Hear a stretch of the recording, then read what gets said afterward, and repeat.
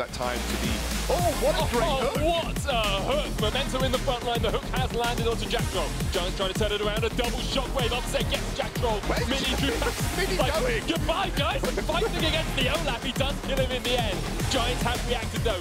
Chronofake comes out. He's got all the way back to the other lane. Snitty J says, thank you very much. I'll take a 4v1. For free. Mugen's still here. Oh, it's not over yet. Kaya gets healed up though. Mugen's there. Magic Felix has joined once again.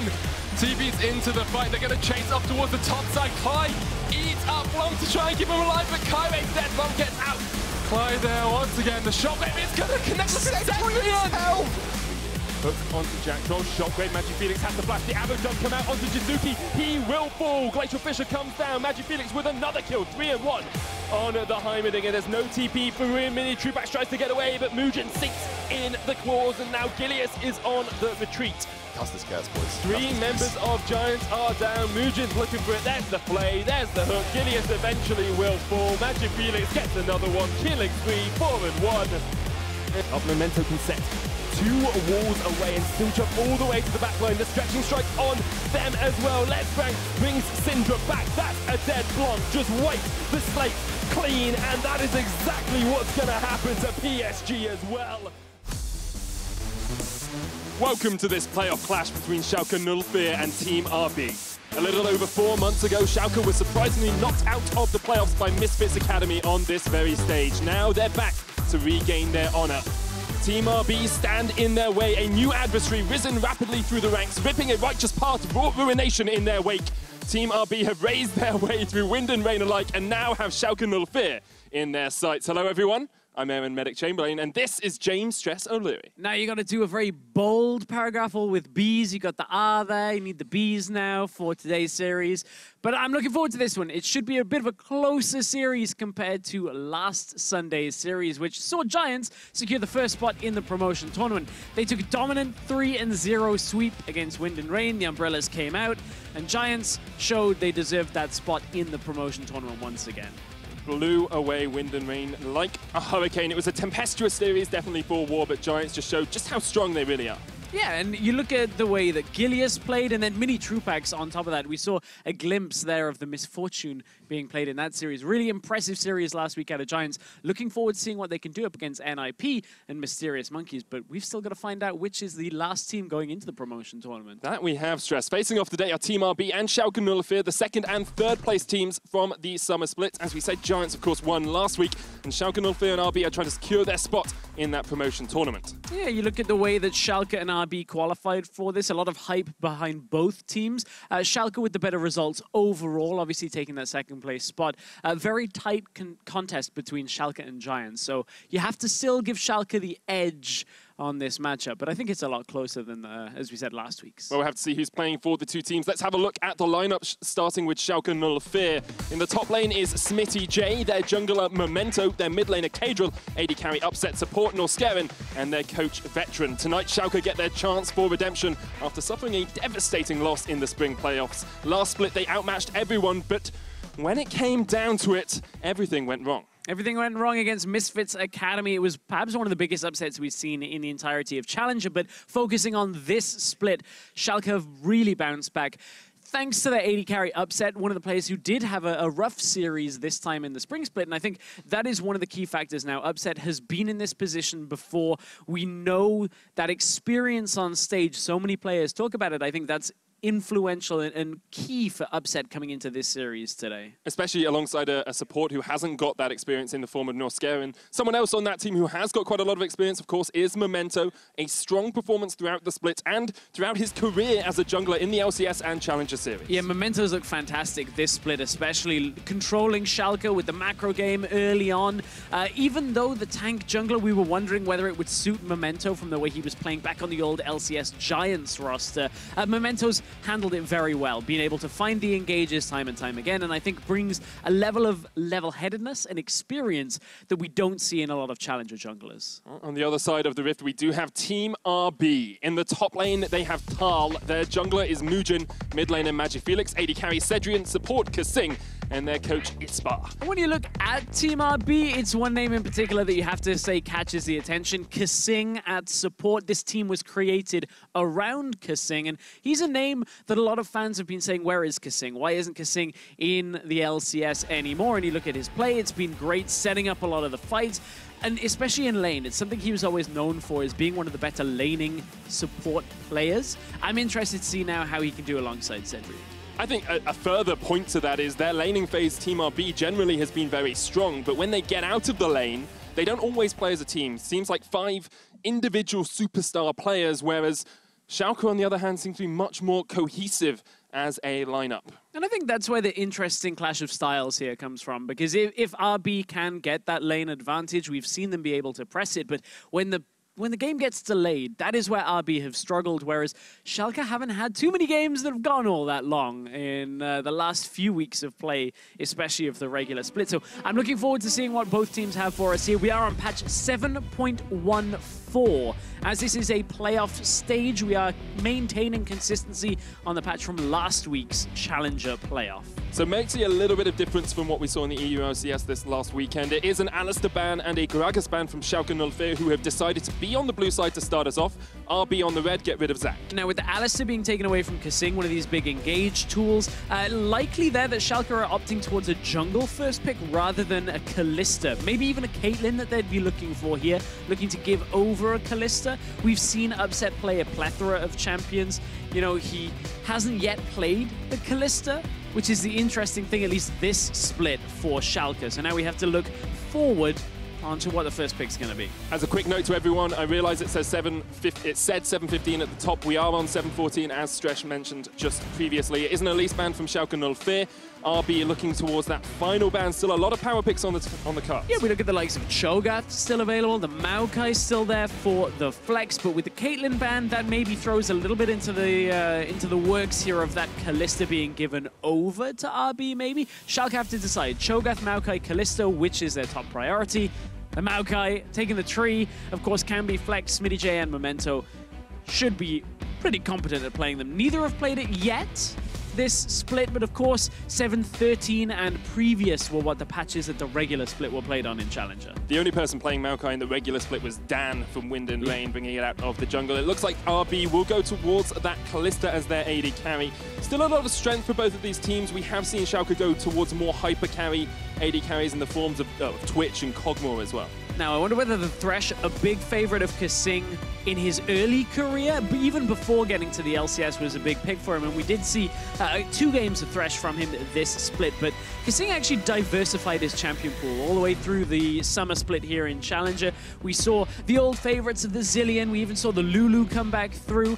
I like the Thresh here, though. That big pick off style, and wow, that's a fast set of lock-ins from Schalke. No real surprise that the Tahm Kench has been picked. We've seen Norskeren play that in 6 of their games throughout the split. Alongside the Gnar for Smitty J means that we're going to have that Maokai in the jungle, a Gnar top laner, and RB are going to try and react to that. Yeah, now, if you do end up playing Cho'Gath into Gnar, we've heard people talk about how it goes different ways, in the sense that a lot of people assume Gnar is good into Cho'Gath, but in practice, we have seen that lane not get camped, and the Gnar doesn't do quite as well as you would anticipate against the Cho'Gath. Cho'Gath with the sustain. I do think this should be a Smitty J favored lane itself. We'll have to look and track that progress as we get into game, but the Tahm Kench you mentioned, I like it. It's been a staple, a part of the backbone of Schalke when it comes to their map plays. Getting fights started on the side lanes, trying to get into the lanes behind their opponents, and I like that they're going for it again.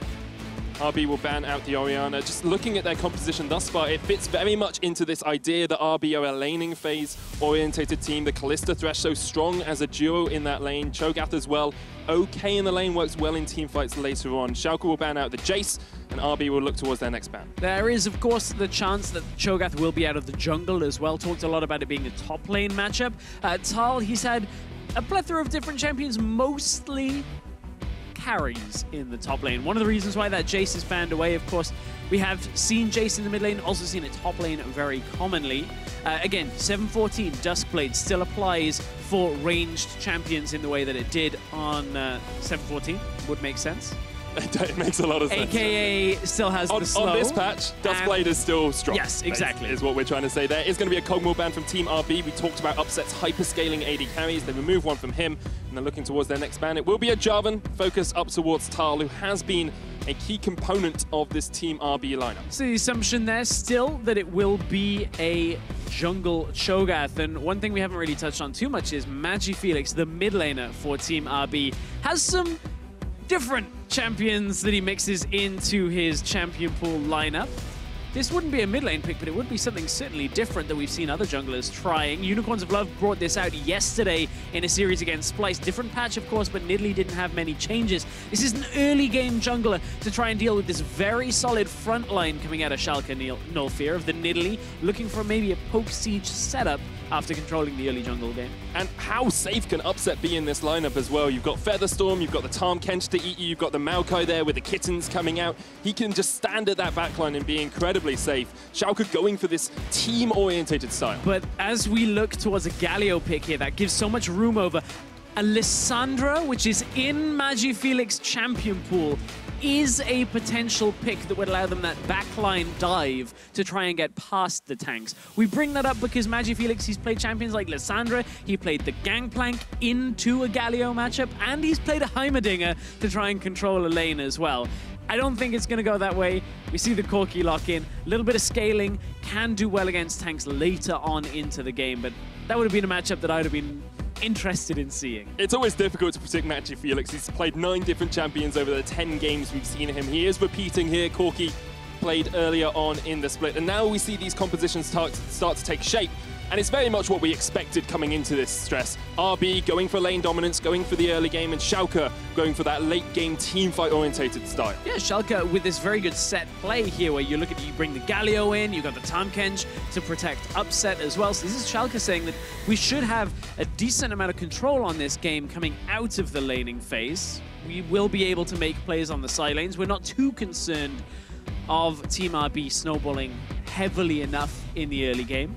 Do think that they might be a little low on the damage threats. Now, Galio does do a decent amount of damage, but you look on the other side, you got the Kalista, you got the Corki. Nidalee even is that damage threat early on. Yeah, Cho, of course. We've seen time and time again. I was going to say time and time again, but I say that too often. Well, I can say it for you, Stress. I don't say it as often. If you want to get involved, make sure you go on Twitter at LOL Esports. If you think Schalke will take the first win of this best of 5 series, it's hashtag S04 win. If you think RB are going to trample over Schalke 04, it's hashtag RB win. 2 very strong teams throughout the split. Very little to decide between them. Second and third, you look across the stats, it's very even. Only 1 win more for Schalke 04 over RB. And it's so tense, Stress, that even the players can feel it. We have a pause straight out of the gate. Right into a pause at this point. So that gives us a little moment to talk about the compositions from each team. They're not on your screen right now, but they will be soon. RB, it's a bit of an unorthodox setup for them here. You look at it, you've got some poke setup, some siege out of the Nidalee, the Corki, but then kind of catch focus with the Kalista, the Thresh. So interesting to see how this actually works. It doesn't have that unity that Schalke 04 have from their composition, which is very much so about protecting Upset. It's a composition we've seen from them so many times, with that Tarm Kench, with the protection, with the macro play early on, with the rotations coming out from Tarm Kench. Schalke very good at taking those early leads and then slowly snowballing them out. We are going to get onto the Summoner's Rift for the first game of this best of 5. It's Schalke up against Team RB. As we load onto the Rift, it was at this point Schalke last split were expecting a quick 3-0 over Misfits Academy. Wanted to walk onto the Rift and just walk out again with their heads held high in a promotion tournament spot, but that didn't happen. And now it's step 2 to this. They're back into the Challenger playoffs. We want to see whether it's going to be the same again. Now, we hope not. I hope this is for a much more competitive series. But you've got players with more experience on that roster now. Upset's been on this stage before. Memento's been on this stage in promotion tournament for Giants. You've got Smitty J. Norskeren is new. Kadril is new there as well. But both of them have a lot of experience in the national leagues and will be looking to try and develop that on the stage today. Kadril even subbed in, if I remember correctly, for some LCS teams. Off the top of my head, I know Toaster was for Origin. I remember Kadril stepping in for a week or so for Copenhagen Wolves, I believe it was. Could have been Copenhagen Wolves. He definitely played in Challenger Series for Copenhagen Wolves and Huma. Yes, I think it was like for 2 weeks or something like that, on their way out. It was like in their last split, Kadril comes in. I remember him playing some Twisted Fate games. Yeah. He used to be a Twisted Fate one-trick, has certainly upped his game around there. But look, Galio, you can basically say similar to Twisted Fate, right? 715 would suit him as well with the Twisted Fate movement speed buffs. Could definitely work for him. As you say, as you guys can see, we do just have a couple of technical issues that we are working our way through. But I want to come back to that point stress because people underestimate how much experience on stage can actually give you as a team. Right. Schalke and 04 had been here before, they lost to Misfits, and after the game, a lot of them said, look, we just struggled because we hadn't lost throughout the split. And then when we lost the game against Misfits, it really put us on our back foot. RB, apart from Kasing, haven't really got a member who's challenged at this higher level before. That's a lot of weight on Kasing's shoulders to try and carry his team with that stage experience. It is, and that's why I think they have tended towards some sense of laning presence rather than picking for late game, because when things do start to fall apart, it's a little bit trickier to hold it together. We had a good discussion actually on the post-game lobby with Max Law and Hussein, the coach of Misfits, the LCS team, talking about stage experience. And as you talk about, that's where it's going to come to fruition here in a matchup like this, where everything is on the line for these two teams. A win in this series takes them to the promotion tournament. A loss puts them back into Challenger Series for the spring split. So I think you're right. The experience for Schalke should go a long way in this series, but it's not always everything. There's always another side to that coin as well, Stress, because Schalke have been here before, and they were expected to win, and they've just come off beating Giants as well, who they see now in the promotion tournament. You've got to have a degree of expectation as a fan and as a player that you're going to make it to the promotion tournament as well. And if you start to fall behind, especially against a team that has this strong laning phase and a relatively strong team fight as well with a Cho'Gath and with a Kalista Thresh, perhaps that will start to play on your mind and play on your nerves. Yeah, that's a key factor there. And I like that you mentioned the Schalke Giants matchup as well, because Giants were looking unstoppable. 4 weeks of the split, didn't drop a game. Last week, come up against Schalke, and Schalke go, okay, we can actually take this series, we can win. And they come out with the win on the series, now put themselves in a good spot here. We are on a different patch, so have to see how that adjusts things. There are, of course, 714, again, as a reminder. It is a patch behind the LCS because, of course, the Challenger playoffs started when we were playing on 714. We remain on 714 for the end of it. But start of this game, we've got a Maokai in the jungle, we got a Nidalee on the opposite side of the jungle. So I wouldn't be surprised to see Mujin go very aggressive into Schalke's territory and look to invade, get as much counter jungling, try and get any kind of camp steals away from this Maokai. Try and punish on the slower early clear. And that's something Mujin's been known for across the split. A very aggressive jungler, incredibly good at reading his jungle opponent, but Memento on the other side has settled into this tanky jungler role. Still very good at the early game, but also great at utilizing tanks later on into these matchups. And he's not going to get 3 buff to start us off unless Mujin can sneak in somehow. Well, Mujin's heading into it, so they know now with the ward being placed that Memento has to back away from his red buff. For now, it actually is going to reset completely here. And look at how MagiFelix was trying to push Kadril in the middle lane, trying to just get as much ground as he could. Now, Mujin is still on this red buff here. Doesn't have the smite available. There is a ward there. They see him in plain sight. Memento has smite, so Mujin has actually overstayed his welcome here. Resets again on the red buff. Means neither jungler is really getting the advantage out of this, but the reason Mujin could stay all the way up until this point, he's now trying to take away the Raptors as well, is because of that push in the middle lane from MagiFelix. Gets all 3 of them. Memento does smite away the big one, but now he just Mujin... used smite, now Mujin goes back to the red buff, and Mujin's like, okay, well, now you definitely can't. And we said it was Memento who had the experience in the early game, while Mujin is playing chess, while Memento is playing checkers at the moment. It's 4-dimensional chess in the mind of Mujin, but the reset may cost him dearly. Does still have pushing lanes in bottom and mid, and it looks like MagiFelix is going to come across as well to try and help out. Forces Kadril back. Mujin still not taking this red. But the Scrying Bloom just spawned, so what Mujin did was he killed the ward. It was about to expire anyway, so now they have no idea where Mujin is. This is a bit of a hilarious start to this game. So much fighting over the red buff now. Neither jungler is really progressing, but keep in mind the level 2 Maokai to the level 3 of the Nidalee. And look, Mujin's coming around the side again. Magifelix from this constant push has been keeping him just pinned under his tower for Kadril, and now Mujin's just trying to invade any camp Mementos on. It's not about the red, it's just about taking away as much as he possibly can.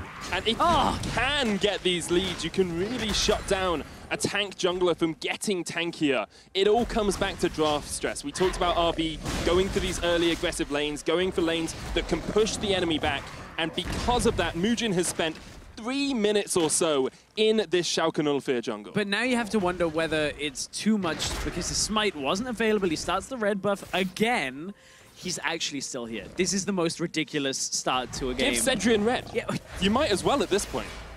The problem is there, Mujin has invested too much if you give Cedric in the red. I like the idea because you're looking for lane dominance. The thing is, up against the Tahm Kench, you're not really going to win trades so much that you're going to kill. Now, yes, it would compound the lead they already had, 38 CS to 27.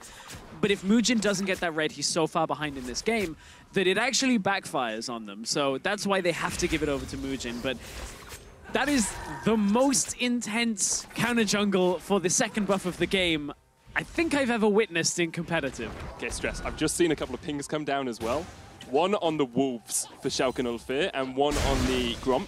I would not be surprised at all if they now look to do this on the top side of the jungle. They say, we've taken away the entire bot side. We know Memento's going to be on this top side now. We get our red, and then we go for another invade. Oh, and what doesn't help here is the fact that Kadril, okay, he does have the teleport, so he can get back into the lane here to push back out. He shoved the wave, TP's back in, and is able to reaffirm control. And because, look at Smitty J on the minimap actually dropping down towards where the Rift Scuttler spawned, he's just trying to compensate here, get as much vision control as they can to help Memento through this early game. And they will take the Rift Scuttler away. Tal has hit that level 6, immediately feasts down a minion, but look at the level disparity in the jungle. It's still an entire level between the two, and Mujin is going to be able to farm himself up. Have you ever seen a blue buff that was started on go with the indicator come back up again for 1 minute until it spawns, and the jungler is still level 3? Maybe in the NIP series yesterday? Maybe that is a significant advantage for Mujin. He's level 5 now. Memento just hits level 4 off smiting the Gromp. That blue buff will come up soon. But look, here's the opening for RB. Hook lands onto the Tahm Kench. The lantern comes down as well. Norscaron forced back. Will have the thick skin. Keeps himself alive for the time being. Mujin lands a spear. Norscaron flashes. The ignite is ticking. That's not quite going to be enough damage on Tahm Kench. So a little bit of a...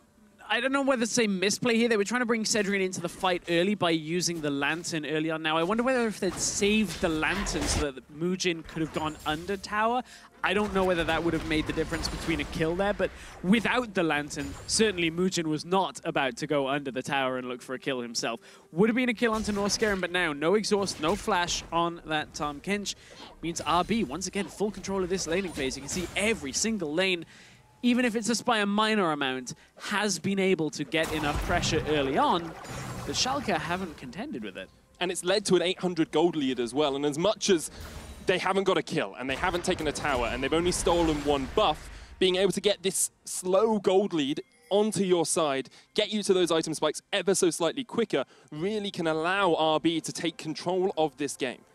I like how Schalke are trying to stabilize, though. Look at the double control wards on the top side of the river.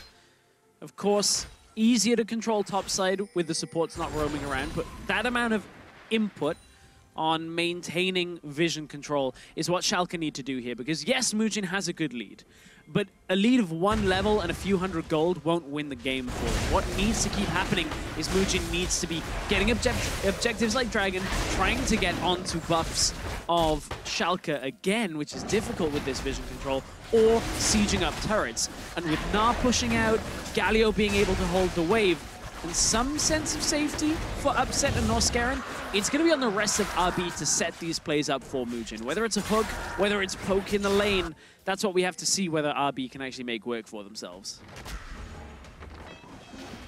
RB are good at developing these slow leads when they get the opportunity. Kadril will be given over the blue buff here, and that will allow him to be a bit more safe in this middle lane. A lane we haven't focused on too much as the hook lands on towards Upset, but he will be devoured by Norskeren and kept safe for the time being. And as Schalke get to this level 6 mark, it becomes a lot harder for Team RB to actually take the engages they want. Yeah, it absolutely does. That hook, if it does end up catching upset, which it did there, you can try and get the kill, but suddenly the Tom Kench kicks in.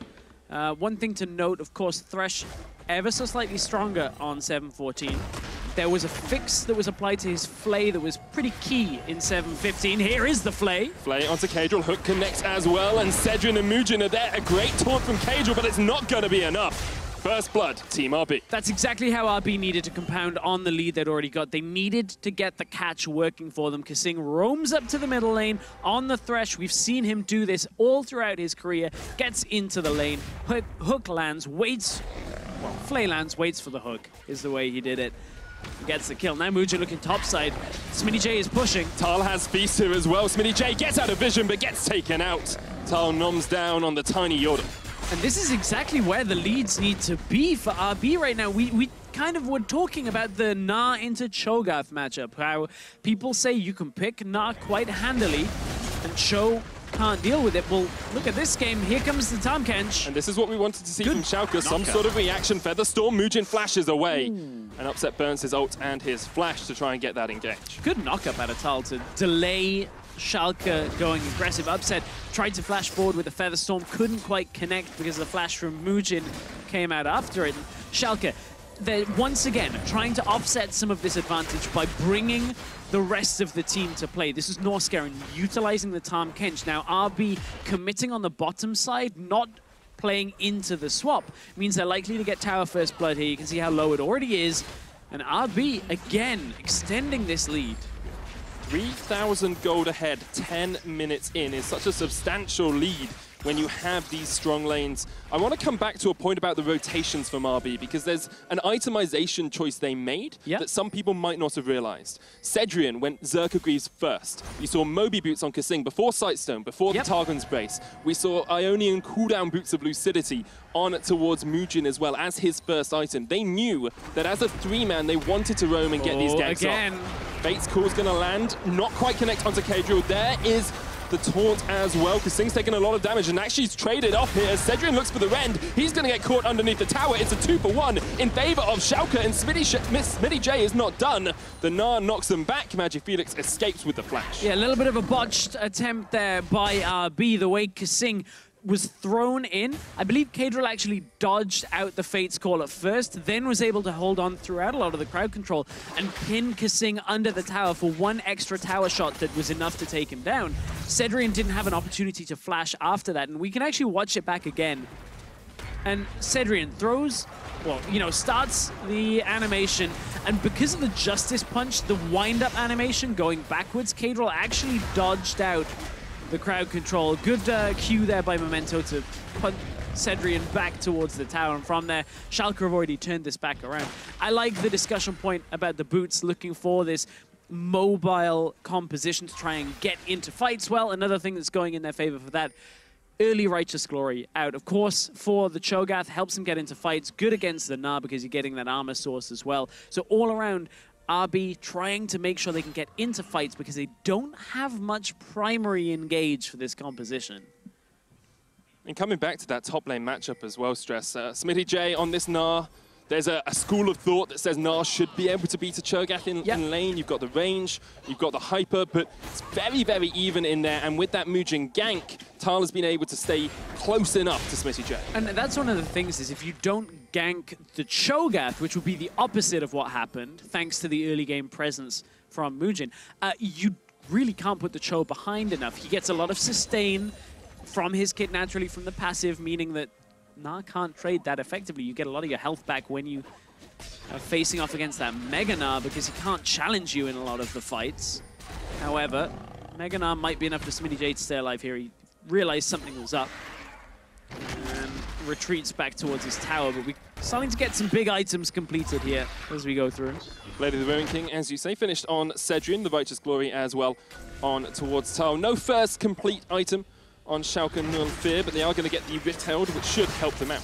Yeah, will help Schalke come back into this game. Now, Looking at the tank lineup from Schalke as RB close in. Of course, one of the ways to beat tanks, early game junglers trying to push back the tank meta, try and deny the tanks ever getting to the tanky point, and that's what the game plan has been here from RB, trying to offset the early game of Memento, and it has worked.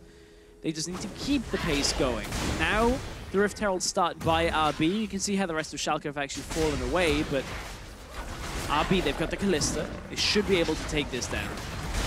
Yeah, a couple of minutes after I said Schalke were going to get the Rift Herald, it's going to go across to Team RB instead, and they'll use that to extend their 2,500 gold lead. Across the build-up to this stress, we've always talked about Schalke 04 being this macro-orientated team, the team that wants to play a slower game and scale up and land the hooks onto Upset, who gets devoured. Here comes Memento as well. Cedrian exhausted, flashes away straight away. Kasing puts down the box, here's the Featherstorm. Cedrian gets rooted up, and here comes Galio as well. Norscaran secures the first kill. Caedrel's going to jump in, flash away from Kasing, but the follow flash from Caedrel will get themselves another. Schalke 04 pick up 2 quick kills in the top lane. And that all comes from the fact that RB were trying to make a faked play 2 versus 2 on the top side. Kasing threw the lantern back out to mind game the rest of Schalke. Upset didn't buy it because they knew Memento was around. That was a 3v3 they actually would have wanted to take. So Memento starts the ultimate. Long distance is able to get them pretty much the max amount of that route down. They easily take out Cedrian, then move on to Kasing. And Muujin was only in range after the lantern had expired quite a long time ago. I believe we'll end up seeing it on the replay, but that's a play that, without going too far in the history, Kasing always used to do this, throw out the lantern as a fake. At this point, it wasn't necessarily a fake because, look, Muujin heading into the jungle path. So it's not necessarily trying to mind game at this point, but Kasing and Muujin maybe not on the same page here. Look, through comes the root onto Kasing, locks him down. He cannot survive. Well, he can't keep Cedrian alive. And then Muujin was getting cut off by Memento as well. Caedrel able to get into the fight. This Galio, we haven't talked about it much, but the ultimate comes through, and suddenly Schalke are right back into this game. It's the speed of reaction from Schalke 04. Something we've seen so many times across the split is when they draft these compositions with the double TP, with the Galio ultimate, with the Tahm Kench there as well, you never know if you're taking a fight 1v1 or 1v2 or 1v3, because Schalke always have these extra men who can join the fight very readily. And that was the other half of that, is Tal didn't actually use his TP to try and get into the fight. Just a little frustrating watching RB try and play out and continue this lead, because it is a difficult composition that they're actually running here, trying to utilize the Nidalee very well, trying desperately to get as much as they can off the map, but they've lost a couple of key objectives and towers in recent time. Especially since you look at 10 minutes in the game, they were 3,000 gold ahead. They'd just taken first tower. Now, we're 16 minutes in. It's very even, only 600 gold between the two. Yes, they have an Ocean Drake. Yes, they have a Cloud Drake. Yes, they still have the Rift Herald on Muujin, so they have these opportunities to perhaps extend their gold lead, but we need to see them doing it before Schalke get too big. Well, look at what Schalke are doing to try and deny the Rift Herald play here. By making a play towards top side when they have so much vision control in the jungle, you actually deny any aggressive Rift Herald plays. Muujin has to just cast this Rift Herald soon so that it can get into A lane. Otherwise, it's going to expire here. You can see him hanging around the mid lane. I believe it's about a minute left on Rift Herald, but apart from that, they don't have many options because, look, Magifelix is trying to recall. There's no play to be made on the bottom side because there's no tower. And top side, the minion wave is already shoved all the way up to their inner tower, so no real option available for that Rift Herald. Now, one thing RB are very good at doing is winning early. Something they're not so good at doing is when the game gets later, they tend to struggle to close it out. And what Schalke have done so well is slow down this game, delay the pace, and say, okay, RB, you won the laning phase, that's fine, but we have switched things around, and we're putting you on the back foot. It's gone a little bit loose here. The teleport used onto the top side. Of course, Tal preempting the fight that was about to happen, potentially. We saw the Maokai ultimate come through, but there was no commit. And now with the TP down, Smitty J is the one coming across. Was that? Yeah, okay, it was spawned. I was about to say, it looked like it was expiring, so at this point, look at how far back that Rift Herald is in the lane. that really is not going to have too much with it. But RB are trying to move up, cut through the river to actually push back Schalke. They've already lost the tower on the bottom side in exchange. And it's come to the point as well where Smitty J can match up into Tal. He's got a Black Cleaver and Mercury Treads. Tal building that Righteous Glory first is now 20 CS behind. Perhaps some of that is due to these rotations they've been making, but is also struggling in that 1v1 lane. Yeah, now Adriel caught out in the mid lane, but we've seen this go badly for RB before. Fate's Call comes out. Cedrian has got a lot of spears into Cadril. There he smites him down. Memento tried to help out, but there's just a lack of damage from Schalke if they get into these extended fights. Yeah, RB on the other hand have a significant amount of damage right now. Adaptive Helm was bleeded first on Cadril to try and deal with a little bit of the Corki damage coming through, but that means RB, they spawn the Rift Herald top side. It's a bit of a distraction because it actually soaks up Upset and Norskeren. Flash into the hook, forced out the flash from Smitty J, so Kasing will pick up the win on that one. It looked like something I do in ARAM when a Blitzcrank stands there and tries to hook you, and you just stand still and then at the last moment flash out of the way just to tease him a little bit. It's exactly what that looked like, but it was good from Kasing to aim the hook in the right place. Smitty J did have to flash it. Didn't have the hop-off cooldown, I don't believe. And now RB are trying to set up in this side bush to see perhaps if Schalke 04 will overextend. It's not something they're known for. They are known for this passive play, wait for the macro game to take full effect, and just stand back from the waves after you've cleared them. Yeah, importantly, Schalke knew that RB were around there, and you can tell that by the fact that Norskeren was sweeping out the ward, but didn't actually attack it himself up towards the top side. The reason is if he actually reveals that he's not by Upset, Upset is too far for Tahm Kench to devour at that point, and RB have the opportunity to get that kill. Now, he waits for Upset to come across into safe territory. It's the ward actually that Mujin just replaced in the jungle there that got killed, and Upset was safe. He's able to come across and help clear it out himself. So at this point, you're right, Schalke playing this calm, cool, collected style that we have seen from them in the regular split. And it's kind of making things difficult for RB to play back into their favor. Definitely. 20 minutes in, there's only 300 goal between the two teams now, shrunk by 90% across the last 10 minutes. However, RB are setting up vision around that Baron pit up in that top side of the river. They have complete control, and they do have a team that will take it incredibly quickly with the Kalista and the Cho'Gath. Yes, there's a lot of certainty as we take a look at some of that vision control that you were talking about. Thank you, observers. Yep, thanks to our observers for showing us that. Yeah, the certainty normally is when you have like a Cho'Gath and a Smite, you're like, okay, we can smite it around like 1800. Now you've got a Kalista, a Cho'Gath, and a Smite. So basically all you got to do is get 4, to 3.5k and be like, okay, go, smite it. And it's a little bit less than that, but still, if you, depending on how late in the game. I wanna do the maths on this while the game's slightly slow. So Feast is 1,000 true damage plus bonus health off that as well. So it's usually about 1,300. Smite at this level is about 600 or so. Yeah. And then Kalista Spears, you can stack up, say, 2,000's worth of damage. More 2,000, yeah, you could stack up 2,000, like with a prolonged Baron. Typically, when teams will try and coordinate a Kalista and a Smite, you're looking for 1,800 to 2,000 with both of them, because so that's so 3, far...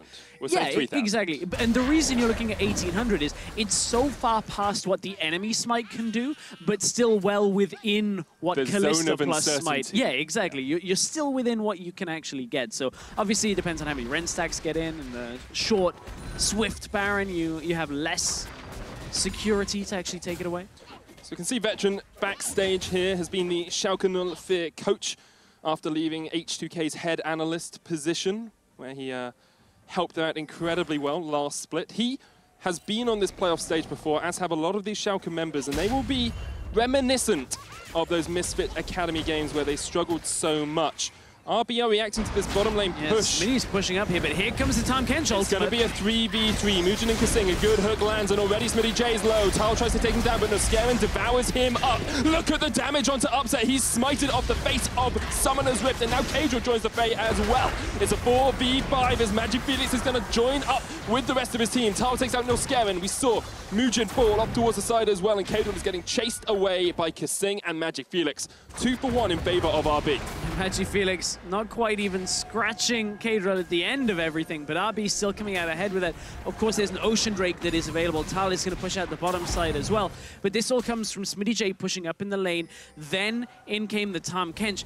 Mujin isn't alive, but we talked about the security of the Cho plus the Kalista. Now, this Cho Feast will be back available soon. Now, they've killed the ward, so there's clear intent out of Schalke.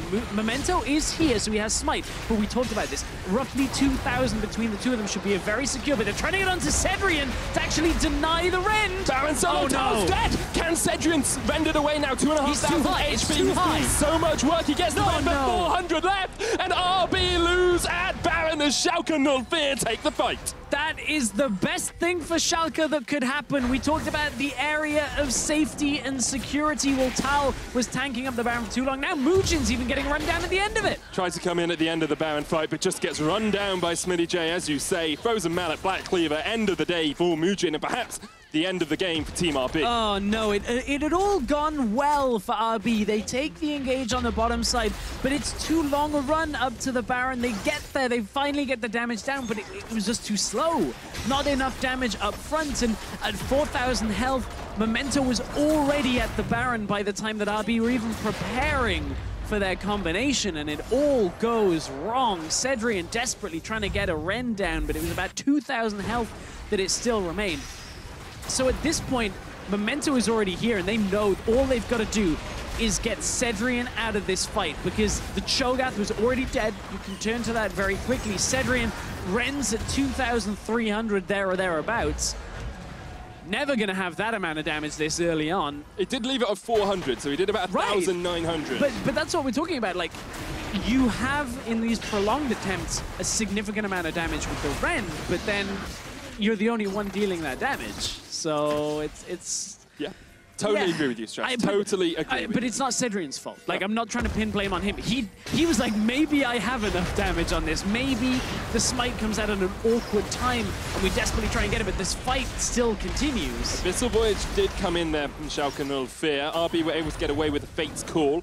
Mujin and Tal have a bit of a flank position, and Kasing has the hook onto Norscarin. Here comes the Nature's Grasp, as Schalke 04 try and force RB away from the inhibitor tower. Mujin is very low. Actually, he's quite high. Kasing is the one who fell. And Tal is down to half HP. He lands the silence. Cedrian trying to do what he can on the back line of this fight. Flashes away from SmittyJ. Upset kills the Cho'Gath. And now Cedrian and Magic Felix have to do all the work. Mujin has no mana left. The inhibitor tower will fall, and RB will not be able to chase down this fight. But what looked to have been a crushing victory for Schalke off there, they get the inhibitor tower. That's the big bonus for them, and Schalke have been able to play the last couple of minutes of this game very well. After losing the fight in the bottom side, rushing to the Baron, now pushing their advantage with fight after fight, knowing this tank front line is very difficult for RB to deal with in a group setting, has made it very difficult. So, Memento comes out here. Ultimate started well in advance to make sure he gets as much lockdown through this space as he can. Kasing dies pretty much instantly for this fight. Nice Gnar comes through from SmittyJ, and the rest of RB kind of at a loss here. Cedrian, he's got a decent amount of damage, but he's only got 2 items right now. Keep in mind, Mujin, if he has mana, whenever he heals Cedrian, has an Ardent Sensor.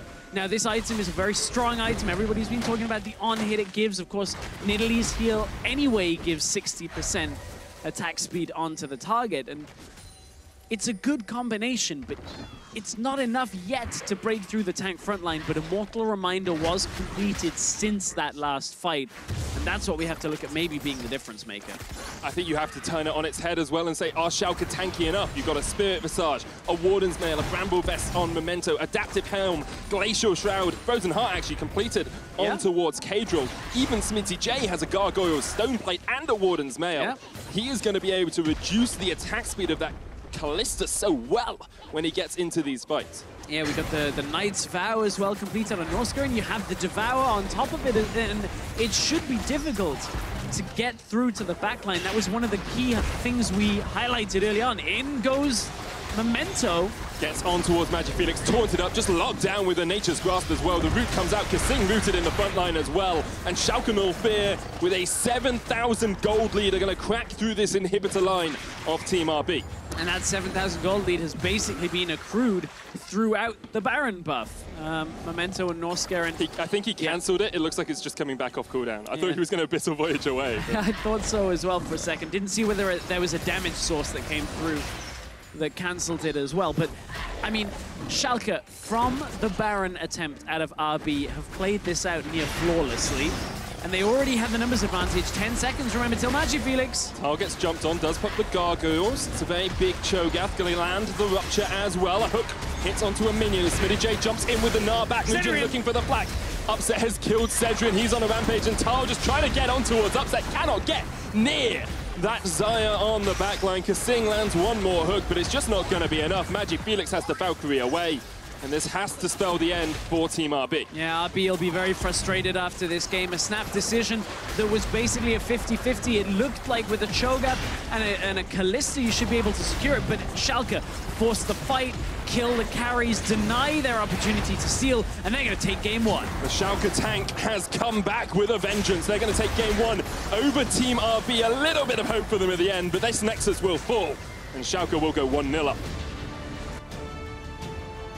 Consider that the beginning of this game had Mugen invading against Memento for the first 3-4 minutes, keeping him at level 2, denying him as much as possible, and it was a good game plan out of RB. You can see exactly what they were looking for.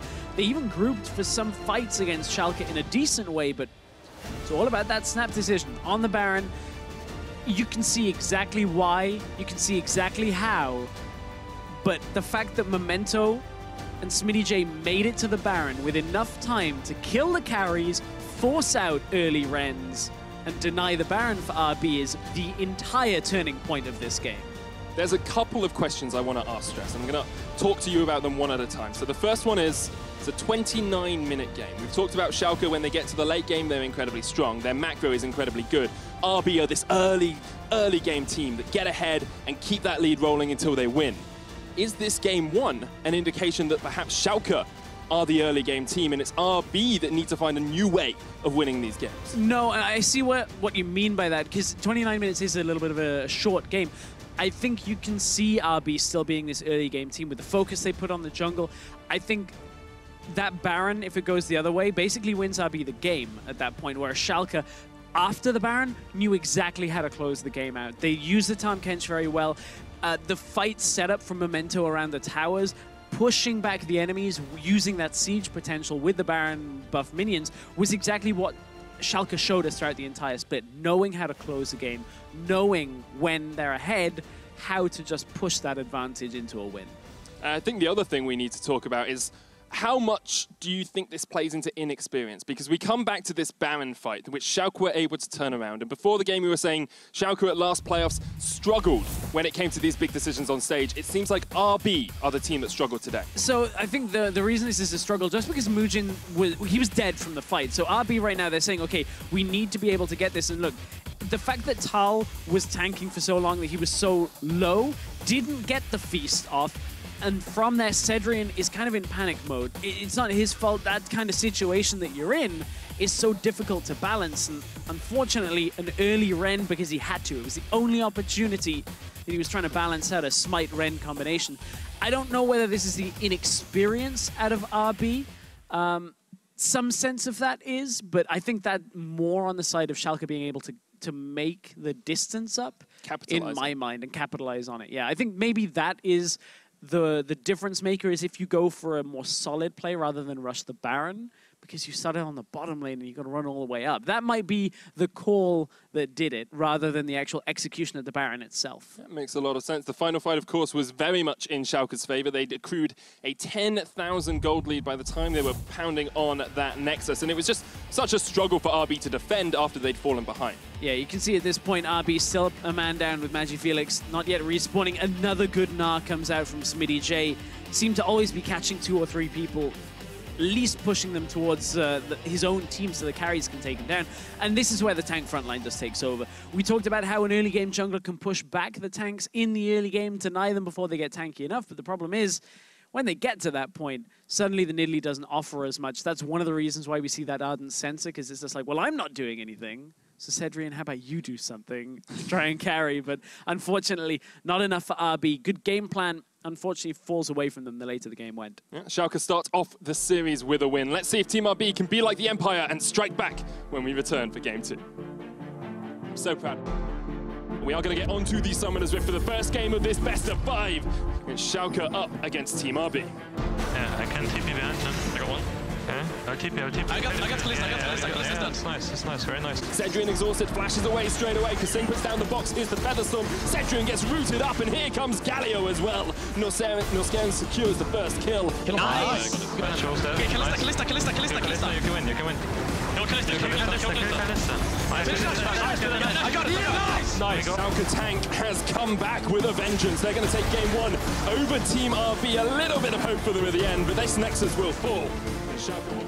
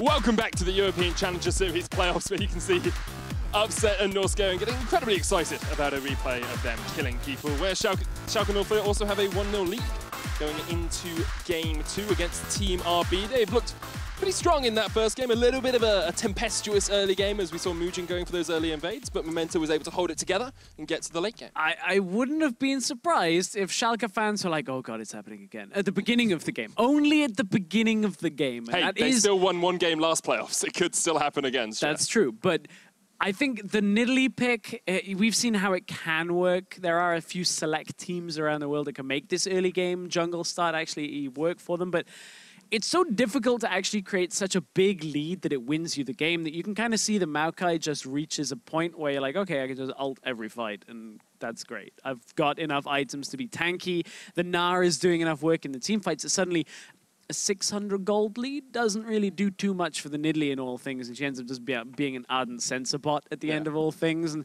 can't really have that much impact after a thrown Baron. It got to points as well where it felt like RB were trying too much to make a play, especially around that mid lane when they gave up a couple of kills. They were going for the tower, they were going for the kills onto Cadril. Worked out well for them at the start, and then we saw Memento coming in with those flash-twisted advances and locking people up underneath the tower when they went for the dives. Yeah, and it's very difficult to read exactly where Schalke are right now, because Upset and Norskeren didn't exactly have the best early laning phase. There was so much early pressure put down by that Kalista that it is to be expected. The Xayah needs a little more time in the game, but still, we expect to see Upset being one of these carries that should have a decent laning phase, then scale into being a late game monster. I kind of didn't anticipate him falling quite so far behind to Cedrian and Kasing, but that is Cedrian and Kasing's bread and butter, right? Medic. Exactly, especially with Kalista and Thresh. That's exactly what they want to do. They want to be aggressive in the lane. And actually, Cedrian has had about a 10 CS lead at 15 minutes across the entirety of the Challenger Series split. So not surprised to see them being able to be dominant in the lane. Just want to see a bit more from the rest of Team RB at points. And Magifelix, again, taking the core key into Galio is a safe matchup. You can farm matchup, you can harass a little bit, but perhaps he needs to be on something that can be a little bit more aggressive. I feel like, though, in my mind, what we didn't see out of RB this game was the Tal Mujin synergy. I was going to say Magifelix, but Magifelix does his own thing for a lot of it. Yeah, Tal Mujin synergy, the likes of the Jarvan engages that we were seeing in the regular split, this very hyper aggressive, like we're just going to fight all the time. And now Mujin was trying to do that. Nidalee doesn't really have that engage.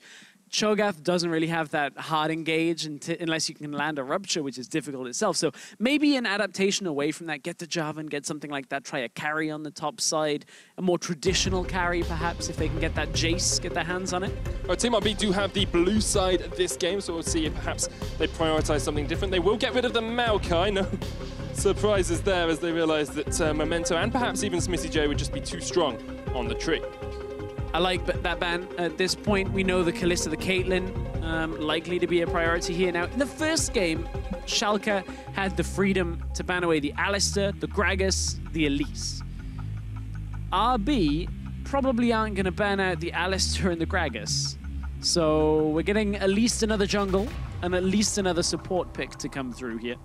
Do still have the Thresh there as well, of course. Both Kasing and Norskeren have previously shown us how good they can be. Kasing landed so many hooks in that last game. Caitlyn will get banned out by Schalke 04 once again. Take that away from Cedrian. It makes a lot of sense, especially on 7-14. Just one of the strongest AD carries out there. And at this point, I think RB are probably eyeing up another Kalista here. Now that Cho'Gath is still available, if they want it as a first pick.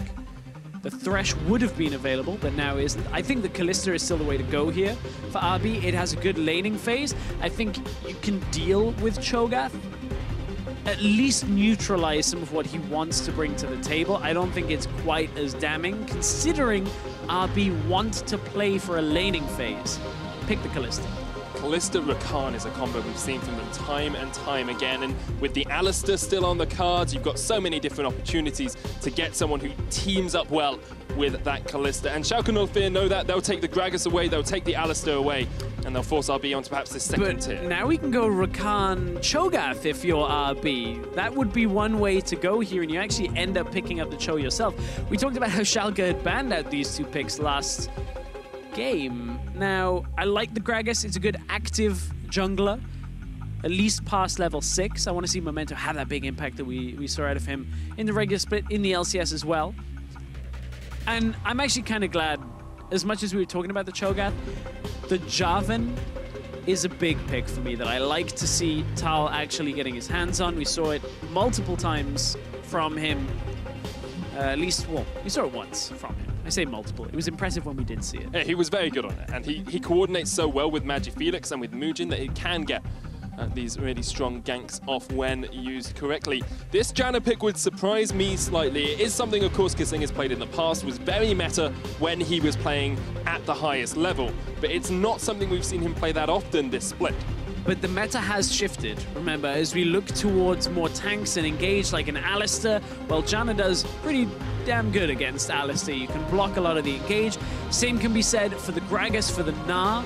Now, there are lots of points of primary engage coming out for Schalke here. And as we look towards the next ban phase, they're trying to ban away perhaps some of the more peel-oriented mid laners and potentially jungle or top laners that remain. That Jarvan could be in the jungle as well. MagiFelix has played that Galio as well across the split, so Schalke 04 take it away. The Orianna removed from Kadril's champion pool. Kadril, a player that's been very strong across the sort of Challenger series for a very long time. Actually bootcamped by himself in Korea for a while at the start of the split. Getting up to rank 14 on their Challenger ladder. So strong mechanically in lane. And he did the golden glue. Pardon? He did the golden glue. He did the golden glue, and he actually won his games, so that helps him quite a lot. There's a Jace pick here, Jace ban as well for Schalke 04. RB will be looking at their next ban. Rather you get the NA flame than I. It's Team Liquid, come on. That's true. Vladimir is the final ban from Team RB. A lot of mid lane focus, a bit of top as well with the Jace ban. There's the Tristana we've seen a couple of times, and as we're moving forward towards a mid lane pick, we mentioned this in the first picks and ban. These are 3 champions outside of regular champion pools that RB do bring into the middle lane. When you look at the Heimerdinger, the Lissandra, the Gangplank, typically into specific matchups, and I don't think any of these will get blind picked by RB. Now, we do have a lot of the regular blind picks available. Syndra there, LeBlanc there, but you are very excited about the top lane Camille. Yes, because it means it's Jarvan jungle as well. And Muujin in the first game showed us how aggressive he can be on these junglers. Jarvan is one of the quintessential junglers for those level 2 ganks, for those level 3 ganks. Alongside Tal playing a carry, something he hasn't actually been doing that much in the last few weeks, erring more towards the tank meta. I'm very excited to see this Korean duo matchup. Me too. I'm looking forward to seeing the double cage setup. The Jarvan, the Camille. Now you've got the Syndra for the long range stun as well. That's not going to be a Nami lock-in. That's going to likely be a mid laner, because I would be very surprised that Alistar went elsewhere. LeBlanc would make sense. Vlad is banned away, which is one of the matchups we've seen Kadril running into the Syndra historically. Both of these mid laners have played so many champions across the course of the split. Kadril sitting at 7, MagiFelix sitting at 9. It's very difficult to anticipate what they're going to pick. It's much more about what they feel comfortable on in that specific matchup. I like the LeBlanc, though. It curves out some of their early game. There's not a massive amount of tankiness on the RB lineup either. Yes, Camille plays a bruiser role. Yes, Jarvan will turn into a tank after you get the Gargoyle Stoneplate if you're looking for it. But you've got a LeBlanc to burst through now. You've got Tristana plus a good front line will provide that reset capability in team fights as well. I actually think Schalke have a very well-balanced composition that is quintessentially 7-14. When you look at just as many tanks as you can, and then 1 carry from the mid lane. And the Tristana as well. Yeah, late game scaling early carry, early-ish mid laner. Yep. That's what you want to see. We see Veteran and Ispa shaking hands as well. If you guys think you know who's going to win better than Stress and I do, make sure you jump on Twitter. #RBWin if you think they're going to equalize this series at 1-1 and you want to go all the way to 5 games. And #S04win if you're a fan of kicking balls and other things on football fields. Not just kicking Teemo.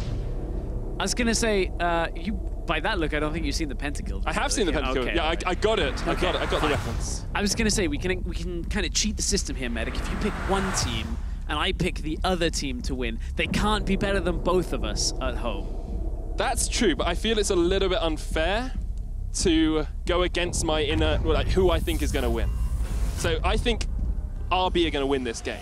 Okay. Do you think Schalke are going to win this game? I actually do. Okay, well, that's fine then. No, you can't be better than us. We are the quintessential casters, as everyone you like to say today. Team RB and Schalke 04 on the rift for the second game. Have I used that word a lot? You just used it once. I used it once, and I know that it much. stuck in my mind. Like perhaps that win has stuck in the minds of Schalke 04. They're trying to make it more than one this time. Against Misfits Academy, they struggled at that final hurdle. RB standing tall and trying to be a hurdle that cannot be jumped. Yeah, I feel at this point, Schalke haven't shown the signs of crumbling like they did. Remember, it was the third game they ended up winning in their promotion series playoff series last split. This time around, winning game one gives them a good set of confidence. Now we look at RB. We talk about disengaged potential out of Mujin, Tal. I think this is what we wanted to see. We want to see the aggression. We want to see Magi Felix set them up, because I felt like although Magi Felix, I believe, only died once in game one, I didn't get a good grasp of Magi Felix in the game. He played the Corki, trying to go for the later game, set up in team fights, looking for the damage later, but I just didn't feel like after the early part of the game where he's pushing, I didn't feel like he did a massive amount.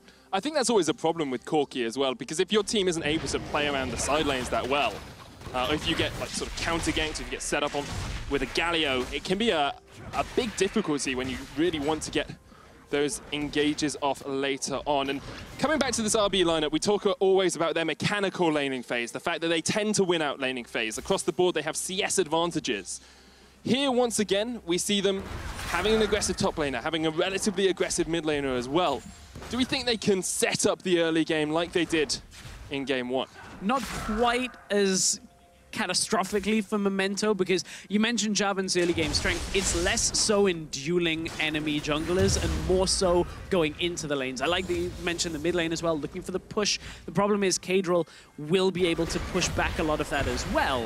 Speaking of pushback, Magi Felix doesn't quite land the stun, but Kadril at this point, we've seen the LeBlanc changes. This is a very early game focused matchup where LeBlanc will look to roam, Syndra will look to push as much, but LeBlanc has good de-pushing of the wave because of the way that it now bounces through off her Q. Changed a long time ago. So it is difficult for Magi Felix to deny Kadril the ability to roam. I have to see where Mujin decides to put his first gank. Memento has said he wants to go up towards the top lane as Smitty J is pushing in that lane. A range into melee matchup does give him the advantage early on. Memento will be spotted on this ward. If you want to see something funny, we can look at the bottom lane. There's a gigantic wave pushing into the tower, but the jungle is where we're focusing right now. It was even bigger than this. That was what was causing the CS disparity down in the bottom side as Mujin is trying to run away. Kasing, item-wise, has gone for the we're never engaging setup here, where all he does is shield Cedrian and they try and push. And then they never get engaged upon because they're playing against an Alistar. So unless he Q flashes you, he's never getting close to the Janna. As Deficio and I like to say, if you want to get to Diamond 5, this is the Janna build you go, because you just press E on your AD carry. Don't need to use Q, don't need to use W. Sometimes use R if you really want to. Sometimes use your exhaust. But you get that Ardent Sensor first. Who cares about Sightstone? You've got Sentinels. And your warding totems. So at this point, it's not quite the level of what we saw in LPL earlier today, where you take a hyper carry, AD carry, give him barrier, and the support takes heal, get Ardent Sensor. Thresh, heal, Ardent Sensor, Stoneborn Pact. Yeah, it's kind of disgusting. But also is the trading power of this Kalista in the lane. You can see the offensive Janna coming in. We talked about how they weren't anticipating playing an aggressive lane. Well, afforded the opportunity because Memento had been spotted in the river, I believe. But look where Mujin is. They've been pushing all the time. But there's a ward. Mujin, come on. Blast cone mechanics are not something we are proud of in EU after seeing NIP's level 1. It was awful. That was atrocious. But you need to be able to get across the wall when you're the one attacking it, because you get the red marker. It shows you where you're going to go. Just need to follow the directions. And Memento's directions are leading him down towards bottom, as are Kadril's. They're looking for a big gank down towards this bottom side. Memento is actually trading with Mujin here, and he will back away. They're backing away, which means no engage, which means I get to talk about something which I've been trying to talk about for weeks, but nobody near it's been doing. What's that stress? It is the next level of Janna that LCK has been playing for weeks, where you actually swap out any of the AP and the mana regen. That's why you've got this Fairy Charm. You go gold per 5 yellows, gold per 5 quints, coin build, and you rush Ardent Sensor, and you just go, okay, I'm not needed for anything other than a shield, and to deny and engage, I'm going to get Ardent Sensor, I'm going to give you thousands upon thousands of extra gold worth of stats when we apply it onto this Kalista, and it's going to be great. The risk of it is you are a little squishier. You do still have some sense of armor and AP from your reds and blues, but it is nowhere near normally what a support would have. So a little bit risky, but generally the Janna in this lane doesn't get pushed out by it, doesn't really feel the pain. Kedra going aggressive onto MagiFelix will take a bad trade for him as MagiFelix gets the extra auto in. Kedra's actually gone for the Corrupting Potion first, teleported back into the lane with a Dark Seal and boots, and has popped through all of those Corrupting Potions stacked. MagiFelix, on the other hand, got himself a Null Magic Mantle alongside a refillable potion to try and sustain through the harass that Kedra's putting down. Oh, engage onto Cedrian. We'll be fine for the time being. Norscarin goes forward. Upset takes a lot of damage back. Actually, it will get rendered down to about 300 HP, and Cedrian and Kasing show just how strong they can be in the lane. Yeah, very difficult to burn through that Janna shield. Kadril will look to find Muujin. And he's not going to get too much more than just that chain locking. I'm looking at how much extra gold right now. See, I was thinking about this, and I was trying to work out if we can work out the exact amount. Kasing has 200 gold lead over Norscarin right now. So already helping him out. It will be a couple of minutes faster on the Ardent Sensor. It's not like you get it at, like now, but it's still, you can see the gold lead he has accrued from that support position. And I've seen in my own games when you have a sensor building up. We'll talk about that in a second as SmittyJ gets jumped on by Tal and Muujin. The Gnar knocks him back. Memento still only level 5 here. Flash away from Muujin, dodges the wallop. Tal's going to get burnt back down on. Only has the Sheen, not tanky at all yet on that Camille. And Schalke 04 will be able to just reset this lane. Now, RB didn't have enough damage down onto the mini Gnar to actually get the kill. SmittyJ turns it back around with that Gnar, and that's one of the opportunities we wanted to see from Muujin and Tal working well, is actually trying to get into the lanes, trying to get this combination working. But remember, the Camille, a lane into Gnar that will end up better for Tal later on. It is a bit of a tricky one early on, of course. Gnar into a melee matchup generally has the lead, and that's exactly what SmittyJ is trying to get for himself, but it's not so significant right now that it wins the game. Okay, we're going to get rooted up, but Kasing was on his way, has gone towards the upgrade on towards the Nomad's medallion. Oh yeah, he here. has. So he gets the extra gold coming out. That's exactly what you want to see if you are playing those gold. And the Forbidden Idol, he's just like, just give me the mana. It's That's all I season need. 2 all over again. He's wondering why he can't buy sight wards just by themselves. So I can't buy green wards. Yeah. Why can't I get green wards? Basically, all he's saying now is I'm just putting my control ward in a safe place so I don't have to buy another one, because that's going to eat into my efficiency on this Janna. And we're going to watch him just kind of move towards mid and move back to the lane. He'll do this kind of consistently. Janna isn't exactly a roaming support in the sense of the Thresh we saw in the last game, where Kasing was flashing in with the hook. This is a lot more passive. He'll just play for vision control, play for defending Cedrian, and then can use a lot of the disengage potential by using the Monsoon, a Q, trying to just push back Schalke when they try and engage later. Memento wasn't spotted by that Sentinel, but it did spot the blue buff was no longer there. So Cedrian and Kasing should have an idea that perhaps the Gragas is down towards that bottom side. Kasing knocks back Norscarin beautifully there. Very used to this matchup. The engage is going to come on to Cedrian, though. Exhaust comes out as Cedrian flashes away. Fate's Call knocks him back.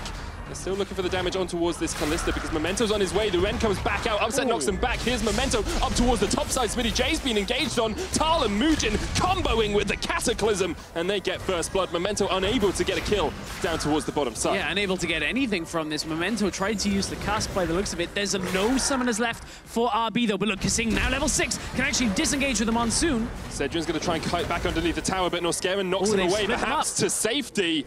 And Memento's actually going to get turned back around on, but Kedra's on his way, jumps into Cedrian, misses the chain, but all it takes is a shatter orb to the face. Kasing shields himself up, Upset just about survives, had to use the heal. It's a double for the LeBlanc, as Schalke 04 take 2. A lot of the things discussed coming into play here. Tal and Muujin first on the top side, get the aggressive play, finally get the kill onto SmittyJ using the Jarvan ultimate, but the bottom side, Memento, managed to break apart Cedrian and Kasing for long enough that Kadril roams down with the rest of Schalke. That LeBlanc, the roaming play from the middle lane was exactly what they were looking for, and it all started back here. Look, good disengage from Kasing at first, and Cedrian takes the fight.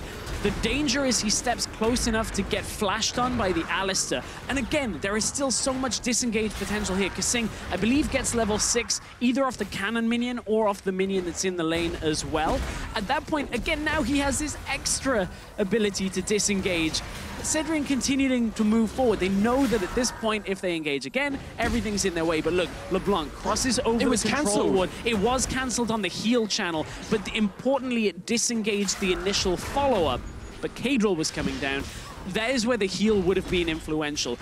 If it hadn't have been cancelled, maybe Cedrian has enough health, Kasing has enough health to buy time for Mujin to come down from the top side to come into the bottom lane, but unfortunately, did get cancelled. Memento, good cancel on it, but didn't get the full engage after. It took a little extra time. And once again, I think it comes down to this contrast of styles we've been talking about, Stress. RB, lane dominant, with 10 CS up, were winning that 2v2 matchup. Top lane as well, they were being able to force this Gnar back in the lane. But as soon as Schalke decide to roam as a team, as soon as they bring Memento in, as soon as they bring Kadril in, that's where we start to see RB struggle a little bit. And Cedrian and Kasing seem to have no fear. Oh, chains locked again. Kadril once again. The barrier does come out. Magic Felix trying to get some damage down, but Kadril realizes he can't take any more of a trade because Magic Felix did still have his unleashed power available. And now Syndra normally picked for a dominant lane. The difficulty is LeBlanc has nearly as good laning as well, and then the roam power on top of that, so that now that you've roamed out a lane, got yourself 2 kills, you got Mercury Treads, you've got yourself the Hextech Revolver as well on top of that. Like, you're in a good spot. You've got the CS advantage, the TP was used, everything's fine in Kadril's mind. This is what I was a little worried about for Magi Felix, is it's another game where his impact on the game doesn't show itself when we get past this 10-minute mark, and I don't want to see him fall back and fall into a very defensive standpoint. However, if he can stand back, accept trades in the lane, not get killed too many times, you do have a Camille, who we've talked about will split push and get to this heavy 1-4 composition later on in the game. If she can get to 3 or 4 items, she will be able to deal with Smithy J. The question is, can RB get there? Because Schalke have shown us that with a lead, they can close out. And at the moment, they have a very slight lead of about 200 gold. And you can see that RB have clearly been working on anti-tank compositions. You're talking about, can they get there? Can they get to the point where they have this split push working? Well, so much of that is going to rely on Kasing. On this Janna, the disengage has to be perfect. And we've seen a lot of the disengage already working in this game. We've seen that he's competent on this Janna, but one missed disengage, whether it's against the Gragas or the Alistair, and if Cedrian dies, that's basically the end of it. But here comes Tal trying to get on onto Kadril will take him down. Mujin pops down the Cataclysm as well, but Smithy J with the TP. Explosive Cast knocks him back as well. Tal tried to trade into Smithy J. RB on the back foot as Schalke no fear forced them away from the tower. Smithy J, though, is going to get caught out by Tal on a step too far. RB get 2 kills. And we'll look towards the mid lane tower as well. Memento and Smitty J on different pages. Tal and Mujin on the same page. Clearly on that re-engage, knowing that that Mini-Gnar cannot take the damage. We already saw them kill Mini-Gnar once this game. Now they turn into it on the jungle fight, easily turn it back around because it's a 3 versus 2. RB, once again, these early skirmishes going in their favor, very similar to game 1. Different setup, but a very similar way that this game is playing out. I much prefer this style of setup though, Stress, because Cedrian and Kasing were joining up with Magi Felix in the mid lane in the last game. That took them away from their 2v2 lane that they were winning. Right, and I agree with you. I like that they can keep this to the top half of the map, or at least top 3 members here. Look, Memento can't do enough to disengage to begin this off. Now he tries to kind of balance this, deny Magi Felix away into the fight, but Smitty J trying to come forward, trying to get damage down onto Tower, but didn't read that Mujin was coming back. Of course, Mujin had just flashed out, but 2 versus 1 is always going to go in their favor. But the reason that I like this RB composition, similar, but I like they have a win condition outside of just these skirmishes. They have Tal, they have a side lane threat, they can push when the disengage from Kasing actually happens. Tal can open up the map and actually punish SmittyJ. It is a 2-level advantage already in that top lane. That's only going to get worse the way this game is going. Mujin and Tal have been on exactly the same wavelength for this entire game, and it looks like RB are going to set up towards the mid. Ardent Sensor completed, and that means that Kasing is at full build. 4.5k worth of extra stats being pumped into his AD carry and pumped into Tal as well if he comes up towards the top side. SmittyJ forced back by Tal. Does have the Hexic ultimatum, but SmittyJ had to flash just because Tal was waiting in a bush. Yeah, at that point, SmittyJ now is susceptible in that side lane. I like that you say full build. I'm a lot more accepting of Ardent Sensor on Janna. I think when you start seeing it on the likes of Trundle, because the math does work, Deficio and the Unicorns have broken it down and made everybody see that it does work. That's the point where I'm like, this item's a bit stupid. Like, it's maybe a little too powerful. So actually no sweepers on RB yet. Right. They are going for this aggression here, but you can see Schalke have vision. And the reason for that is the fact that this Ardent Sensor rush is punishing the jungle and vision control of RB. Now, Kasing will end up likely picking up that Eye of the Equinox. Maybe he'll go Talisman of Ascension, but a lot of the time you kind of see them skip that step and look to just go the defensive route with Ardent Sensor. Until he gets that, that's the point where they'll swap over to the sweeper trinkets. Early game, denial of vision is nice, but having vision is actually probably more important.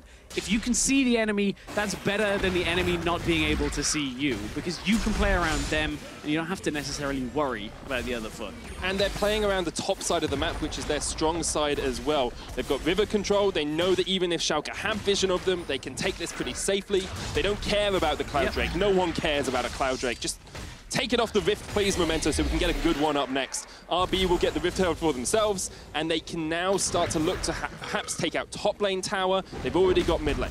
Of course, the debate on vision control turns completely when Baron is around, because you'd never want to let the opponents have a ward on that Baron buff. So I like what you're talking about, the Cloud Drake. I want to see that gone as well. The problem is it's a tempo sink for Schalke. They now have to commit to it. Not quite as much as the Rift Herald. We just saw Mujin put a lot of time topside. Here comes potentially the Rift Herald play if they want to get it. But it could just be the gank going down onto SmittyJ as well, trying to get him. He's already falling away from the tower, so there's no real way of killing him. I'm not even sure they need to use the Herald here. They'll get the tower anyway, Stress, and they can save that. They've only just taken it at the 17-minute mark. They have until that 21st minute to decide to use it somewhere else. Now, the thing is, mid-tower is already gone from that play earlier, so that's normally the first place you would put it. It's likely to go bottom tower then, because inner towers require a little more of a commitment to take down. Now, I like this roam out of Cadril, trying to close the distance on bottom lane. Severin and Kasing. Oh, they're not quite going to get away. The Monsoon will come out. Cadril's out. Teleport joining the fight as well as Schalke are looking to body in the bottom lane. Heal again from Cedrian as Cadril gets forced back. Might even get taken out.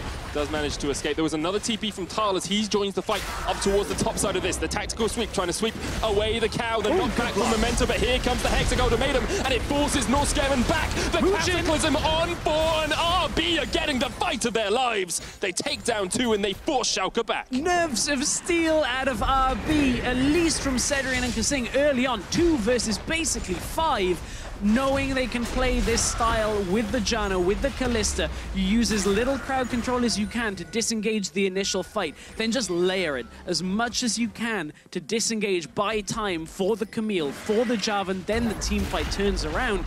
Because Cadril had used so much early on, and the Monsoon just healed up all the way through it. That Windspeak is blessing everything about this Janna just turning on. And suddenly, RB are almost unkillable in that kind of situation. The rest of the team turns up and they win the fight. Exactly, and compare this to game 1 when RB were taking these skirmishes but not going for these more full-on team fights early on. So Kasing knows something is up here because he sees Upset coming in, blocks the jump, then denies Cadril with the Monsoon, the heal plus the disengage. The Kalista ultimate drags Kasing out of danger, blocks again another engage out of Norskeren, and he actually blocked one with the back play of the Kalista ultimate as well. Beautiful block again out of Memento on the Kalista, on the Camille, but at this point, the marching forward in the fight out of RB is just too difficult. Look how healthy they all are, considering Cedrian and Kasing were the ones engaged upon at first. Beautiful layering of the disengage by both Cedrian and Kasing in that bottom lane engage. It was so good, Stress. They denied engage after engage. It was probably about 6 seconds in which it was a 4v2. And RB just disengaged and disengaged with this one disengaged member and then re-engaged when they needed to. Every time Norskiren or Kadril or Upset were looking to go into the fight, suddenly that quick Q cast or whether it was the Monsoon out from Kasing just denied. Cedrian on the right timing for his ultimate as well, the Fate's Call. That was, I could watch team fights and skirmishes like that all day long. I love watching when that layering works perfectly. And that's the mechanical prowess that we see from Team RB. Their ability to know exactly what they want to do in the moment and know the limits of their champions as well. We saw Tal jump in at the end of the fight, knock Norskiren back, and then immediately retreat because he knew he'd die, but he was just delaying in time for Magic Felix and for Mujin to get there. RB now with a 6,000 gold lead are looking so dominant early on in this matchup. And we've focused a lot on RB, and I want to switch focus towards Schalke.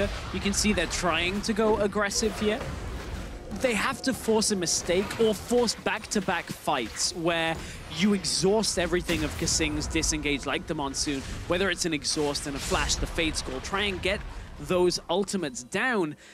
And at that point, maybe you have a couple left to start a fight. The difficulty is, we just saw Schalke throw just about everything at the Janna, and Kasing reacted exactly how he needed to. Now, if Kasing's not going to make a mistake, trying to force it is even harder to do. Has now got the Eye of the Oasis as well, so we see 2 sweepers picked up on the side of RB. Alongside that, a Knight's Vow second item for Mujin. He's not even gone Warrior Enchant, he's gone Thunderhulk on this job, and he is meant to be the tank. Pops it onto Cedrian.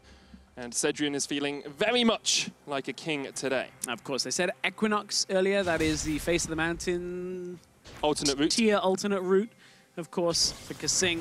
Not going that way. Doesn't need tankiness at all. He's going towards an Athenes, though.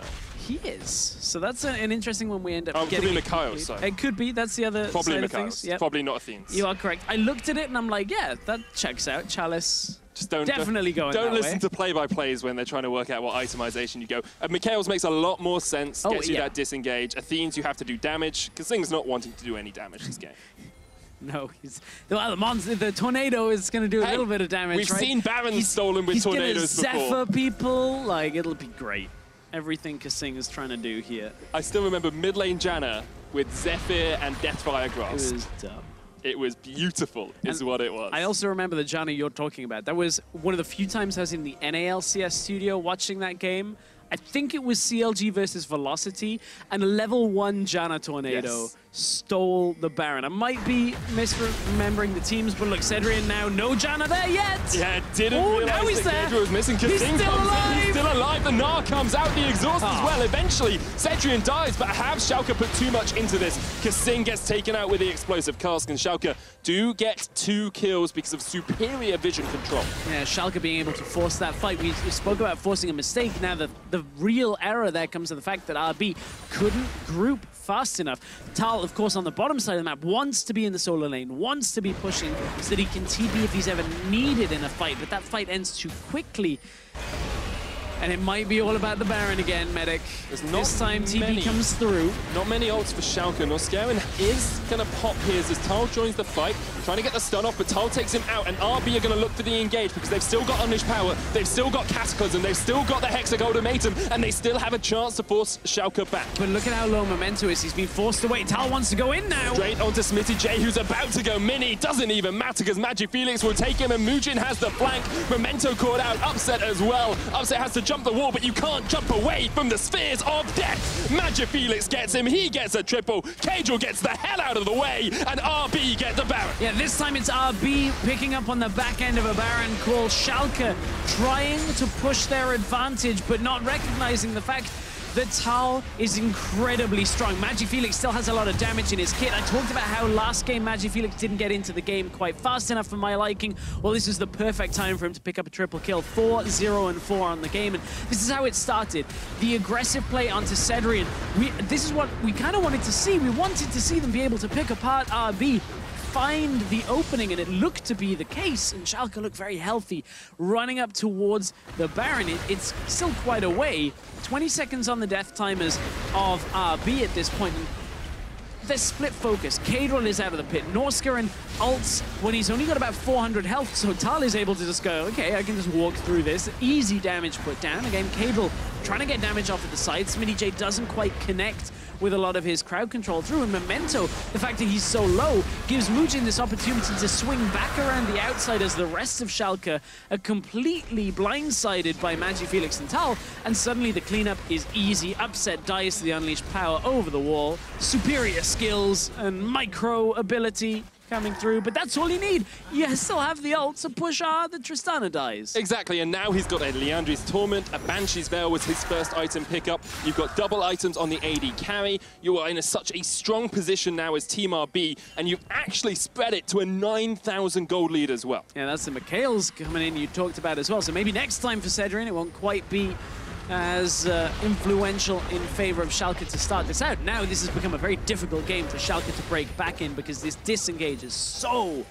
tough to get past, and you have to look at a Janna ban coming into the third game of this. Win or lose for RB, the Janna has caused too many problems for Schalke to handle. I think both these teams should just look at a Baron ban in the next game. Yeah, I actually agree with you on that. It's like you can take Dignitas out of EU, but you can't take EU out of Dignitas. Well, Kasing used to play for Team Dignitas. I used to manage him, and by God, there was a lot of bad Barons that came from that.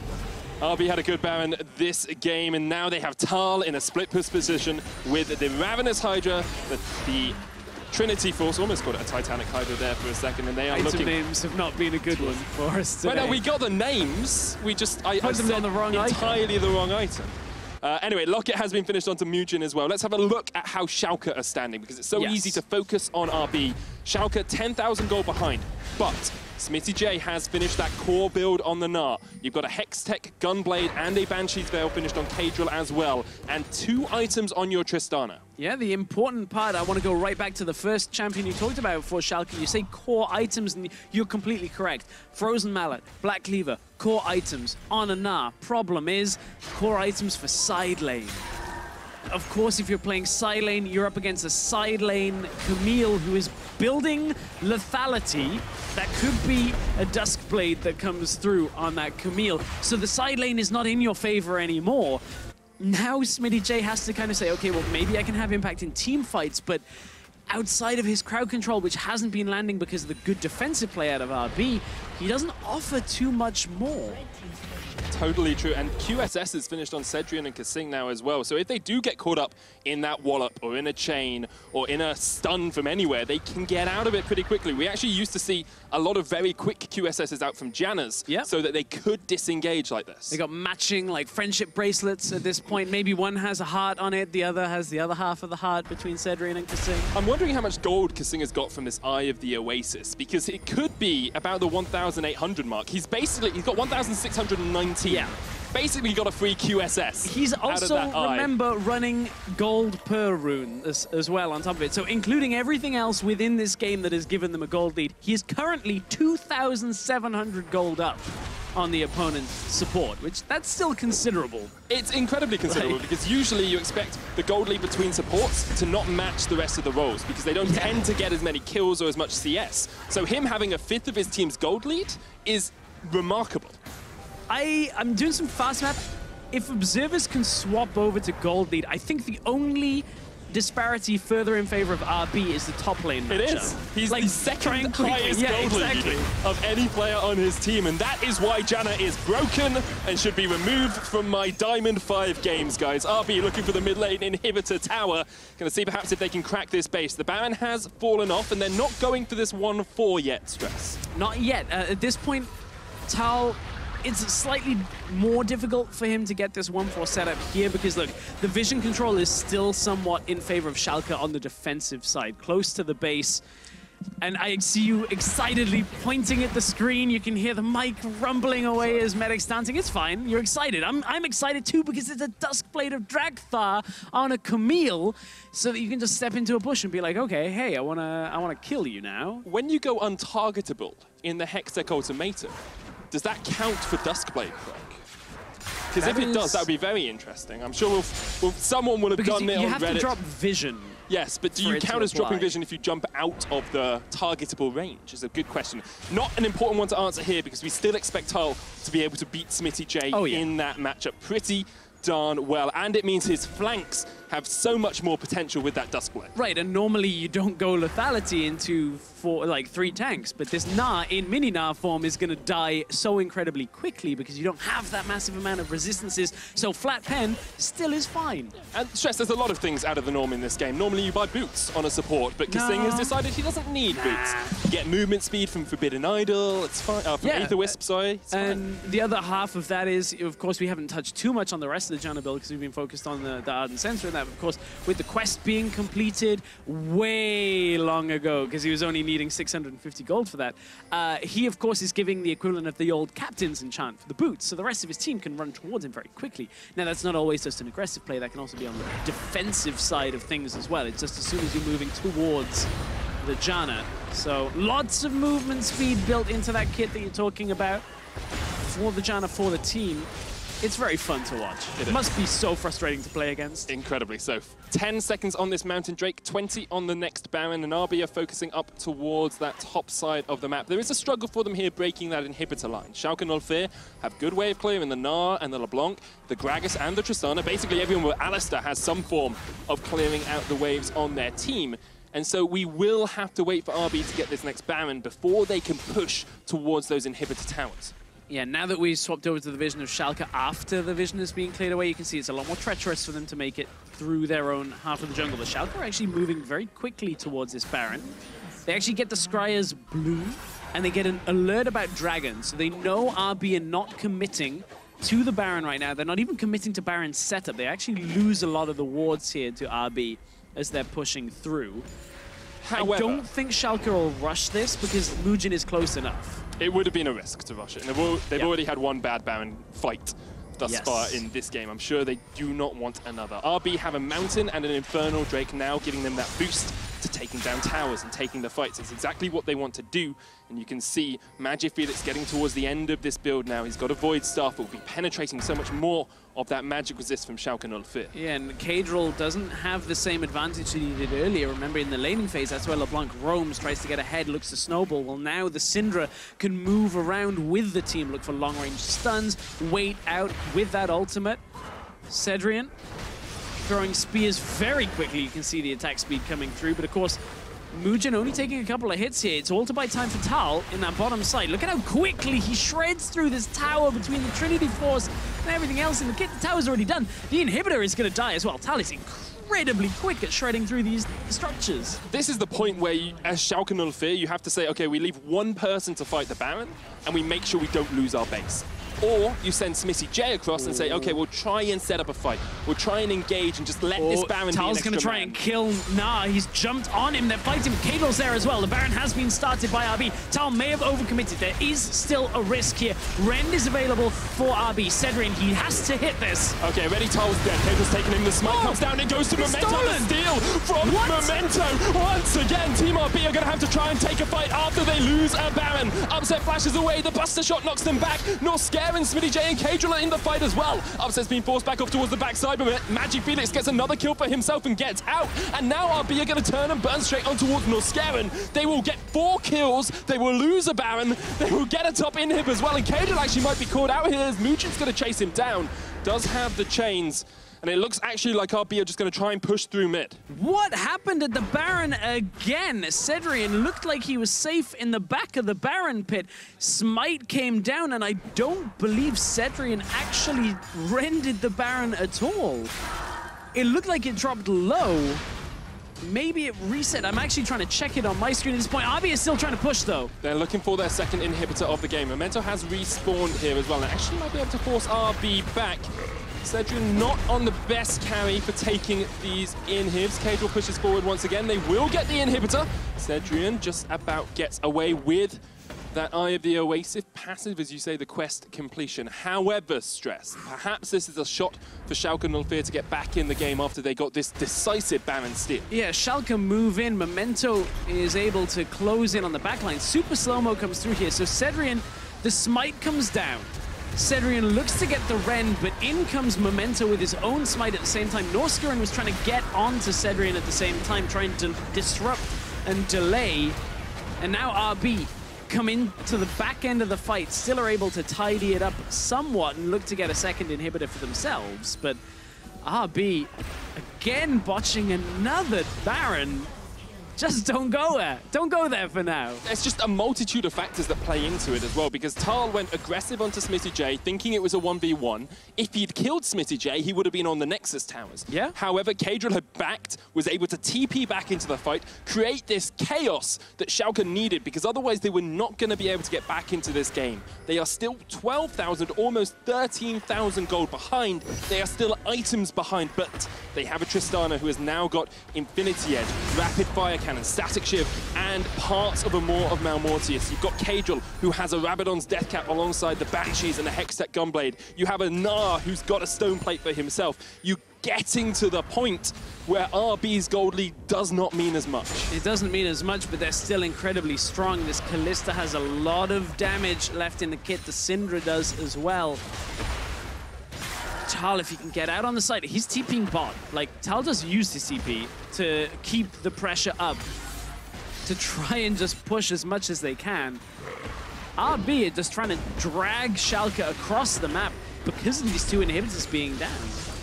And perhaps this plays into the discussion we've been having about RB's macro play and their later game play. When the game gets past this 30-minute mark, they are more likely to lose than to win stress.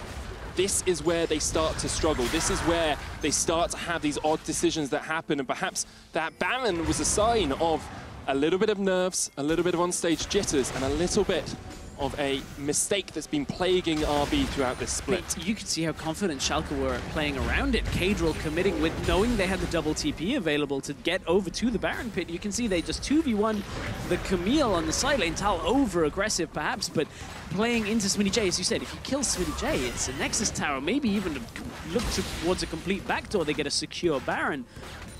But Kadril reacts in time, able to drag them across, and from there, RB still playing with the lead, but it's not like that. Should have been the ending play of the game. It's Baron in to end the game, get the two inhibitors, push through, win. Unfortunately, they get the inhibitors, but now they're struggling to close. We get to another one of these decisions as well, Stress. 10 seconds on the Elder Drake. No TP on Tal, double TP on Schalke. And Tal just showed top lane. Tal has shown top lane in that lane. However, Schalke are sending all of their laners over wards as well. Over wards, and the players that do not have TP. So RB are settling to take this Elder Drake. They bring Tal back, and they secure themselves an objective. They, of course, already have two Drakes, so this dragon, the Elder Drake, will be a little bit more empowered. Team fighting strength coming through, amplifying the Infernal plus the Mountain. Now they're just going to try and start the fight. Look, Janna's on the way already. Kasing running forward. Tal looking for the knock-up onto Memento. Here's Kasing as well with the Zephyr for the slow. Schalke no fear need to bring Norskiren back. He's backing in the top lane, but he's not there yet. There is an open inhibitor in the bottom lane. A mid lane inhib will respawn relatively soon as well. RB on the warpath. They want to fight while they have this dragon buff. We know how quickly this will die if Tal gets his hands on it. Stun tries to come out. One last fight for Schalke if they can get there. Remember, we said that the way Schalke can actually break this composition is if there is a misplay out by RB. That is the long and the short of it right now. If they can find the Gragas cask onto the likes of a Kalista or the Syndra, if you can somehow get through and get that, this Tristana has enough damage that if left unchecked, Upset will rip right through the rest of RB, but unfortunately, there hasn't been all that opportunity. Upset doesn't have a kill at all in this game. However, he does have 100 CS over his lane opponent. He does have that Maw completed. He does have those 4 items on the Tristana. It means he's actually even in gold because of the amount that RB had accrued early on. The majority of this CS lead has come from the last 5 or so minutes of the game with the inhibitors being down. Norskiren wants to go. They thought they found Tal, but it's not quite enough. Pops the ult, wants to go in, can't quite find it. Trying to force them back from this inhibitor for the time being. They are still 13,000 gold behind, and they are still fighting against an aspect of the Serpent. Still a third of the time left on that Elder Dragon buff, but the crit onto MagiFelix is big from Upset. He's got a Knight's Vow on him from Memento as well. RB will take mid lane in here, but the wave is not in their favor for top. Not at all. They need to push that back. It is only an outer tower that will be under threat, which is fine, but as you said, it's more about the wave positioning itself. And with Baron up in 20 seconds, oh, they're trying to fight! Jumping on Norskaven, who does not have the ult. He'll knock back Kasing, but look at the engage. The Cataclysm comes down. That's 2 for RB. Very quickly, they got Upset! They jump onto Upset. He's swiped off the face of the map. A great 4-man Gnar, but it's too little, too late for Schalke 04. This series is gonna be equalized by Team RB.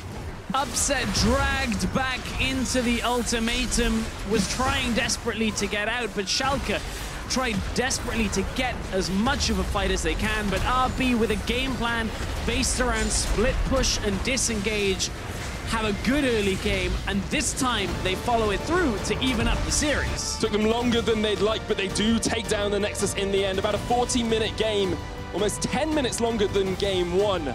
RB are able to close it out with a devastating gold lead and a devastating Baron steal in the middle of that game as well.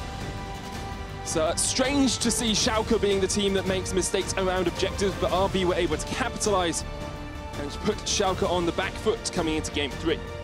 You've got to look at Schalke, though. Memento has found his opportunities around the Baron just enough. Twice in 2 games. It's not quite El Bandito of the old Giants lineup that Memento would end up coming in to replace, but certainly a good performance. Now, RB even up the series. I like the playstyle they were bringing out here. I think Talon Mujin way more impressive on this aggressive playstyle. MagiFelix patiently getting the damage down on Syndra later on in the game, and this kind of comp is what I think RB need to be drafting for the rest of the series if they're looking to close this out 3-1, but I don't think Schalke are going to go quietly at this point. I think they might draft away from the tanks.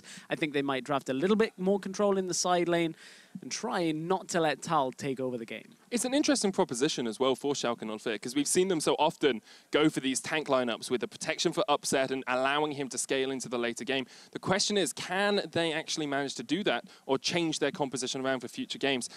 There was a big fight around the Dragon. You know, RB were able to get this Baron steal early on in this game. We'll have a look at the replay and just talk me through what's going on in the minds of Schalke. So Schalke sees Cedrian basically on his own, and they say, okay, we can actually break this combination before the rest of RB can collapse. You can see how far Camille was away.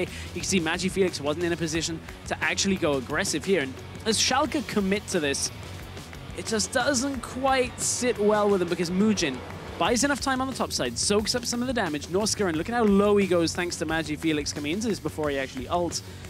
And this is one of the problems, is both teams taking these Baron calls where the teleports are available and the opposition have only got 1 or 2 members down, where there are other things they could be looking for on the map, whether it's a mid tower that was available. Maybe you try and burst down MagiFelix to start this off, try and get that kill, but going for the Baron at this point, risky, because MagiFelix has all the damage to still turn that fight back around, and that really was where RB solidified this composition for themselves. The rest of the game, up until the second Baron, was basically in their favor. There's such a balance for Baron calls, especially in higher level play, because in solo queue, a Baron can win you the game, and sometimes you need a Baron to win you the game. But sometimes it would be better just to take towers and inhibitors, and that's what RB were able to do, and it was one of the reasons they were able to close out the game, was the fact that they kept taking these inhibitors and forcing Schalke onto the back foot. Yeah, as we look towards the final fight of the game, you can see that this was where Schalke, Norskaven thinks he can get onto Cedrian. The problem is Cedrian has just way too much damage with this Janna Upset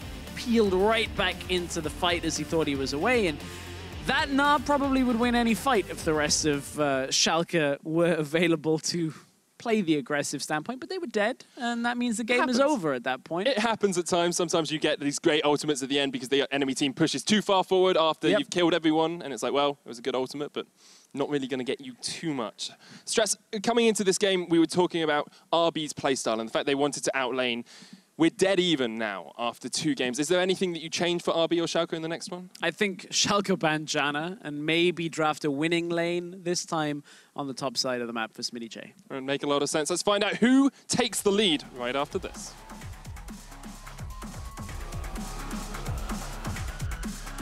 So I think RB are going to win this game. Okay, Do you think Schalke are going to win this game? I actually do.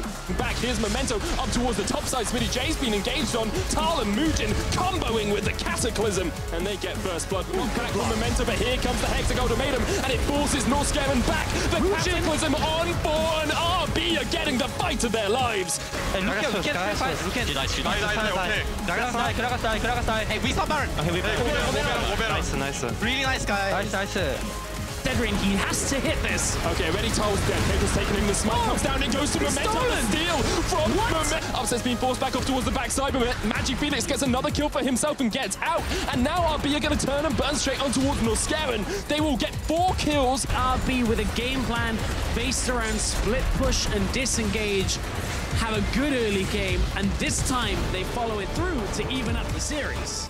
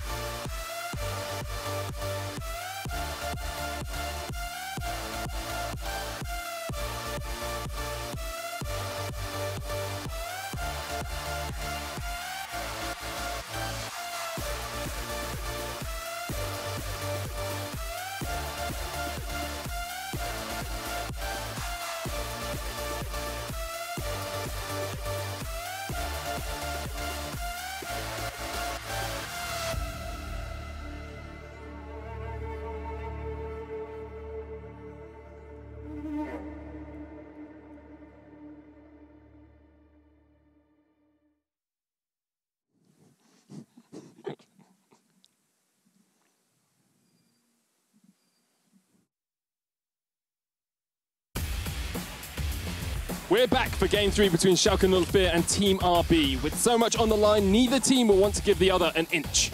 It is so close between these two teams, Stress, and both games have had opportunities and mistakes.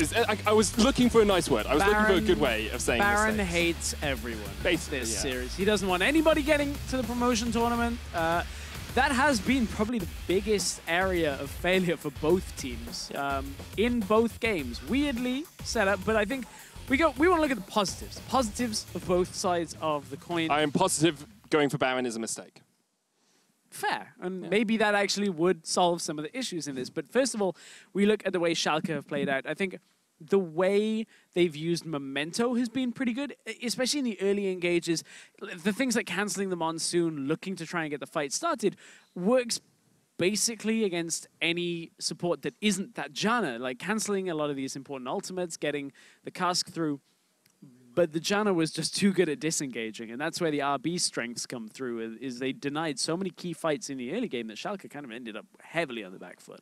And we have seen RB having these strong early games. In the first game, Schalke were able to get a few skirmishes for their favor, able to steal away that Baron as well, and that got them back into the game. RB, when they went ahead in a quite dominant fashion, when they focused around Tal and Mujin, that's where we saw them really be able to snowball away. And even though they lost a Baron in the mid-game, they were still able just to push it away from Schalke 04. He's so comfortable. Memento sees the light, ban Janna, written in the ceiling, written in the stars at this point. I feel like that's step number one for Schalke. Step number two, maybe get Memento on a jungler that... I still like Gragas. I don't think there's anything wrong with the Gragas, and I think you can still make it work. I just think I want to see him have equal amount of impact, and lo and behold... That's the Janna ban straight away from Schalke, who have chosen the blue side for this game.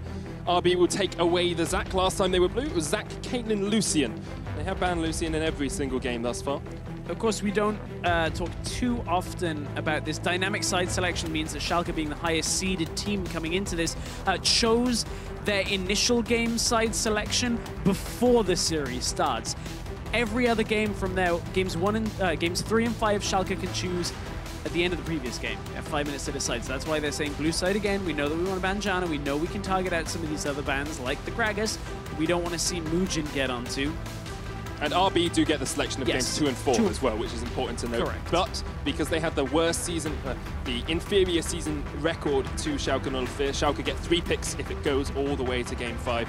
Elise ban finally here from Schalke 04, and a Caitlyn taken away by Team RB. Expect to see a Lucian if they stick with the trend they have established. Yeah, I kind of would like to even see, not the Kalista necessarily, the Thresh, I think Norskeren would go. Or you can go outside the box. The Tom Kench provided so much threat in the first series that I think Schalke will likely prioritize it on the second rotation of this draft.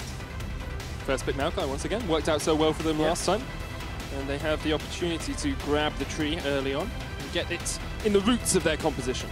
Kalista and then the Thresh, if we believe the first draft, would be what Cedrian and Kising would be looking for.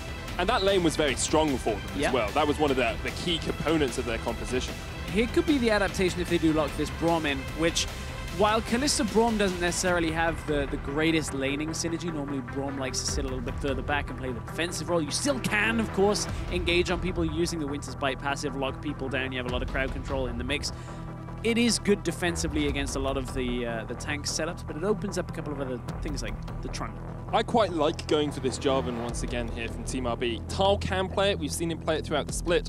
Alongside that, Mujin had a very good performance on it in the last game. So it gives you this flexibility and allows you to make Schalke have to make some decisions here. They have to make decisive decisions. Decisive decisions. We love that phrase. Schalke, if the Tom Kench isn't picked up here, I would be surprised, but it's another frontline champion that comes through, and they see Alistair. I like it because you have to take it away from the Kalista. That's one of the reasons why they're taking this here. It does give freedom over to RB once again in the laning phase, but Schalke have proven they can pick like the scaling AD carries to go with this setup and don't care about the laning phase themselves. So actually, I think something this makes RB do here is decide if they want to pick a support or a top matchup. Because if they go support, you want to take Thresh probably into the Alistair. It's a relatively good matchup for the Thresh. But you could go for a carry top laner Right. against the Nut. I think you pick up the top lane matchup here. The other option in my mind would be mid lane. Although there are so many mid laners available, you can leave that till after the second phase. I like this because, look, the Gnar, decent in the lane itself, but the way Muujin came topside to help out Tal is what put it in favor of the Camille, the matchup that ends up winning. So while Schalke theoretically have that winning lane matchup, it was the camp that actually ended up helping them for RB in game 1. Likely to turn attention to some sense of mid laners here. The blind pickable ones going to be dropped off the board. Wouldn't be surprised to see a LeBlanc pick taken away here. The Syndra as well has worked out well.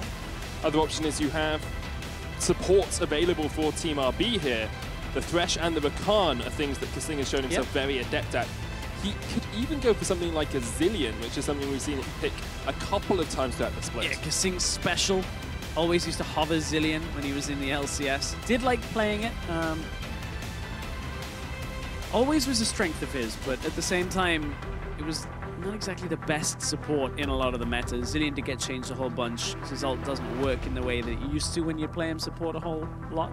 Have to see what they do decide to pick. Team RB banning away the mid laners. There's still that Vladimir left on the cards for either team if they want to take that.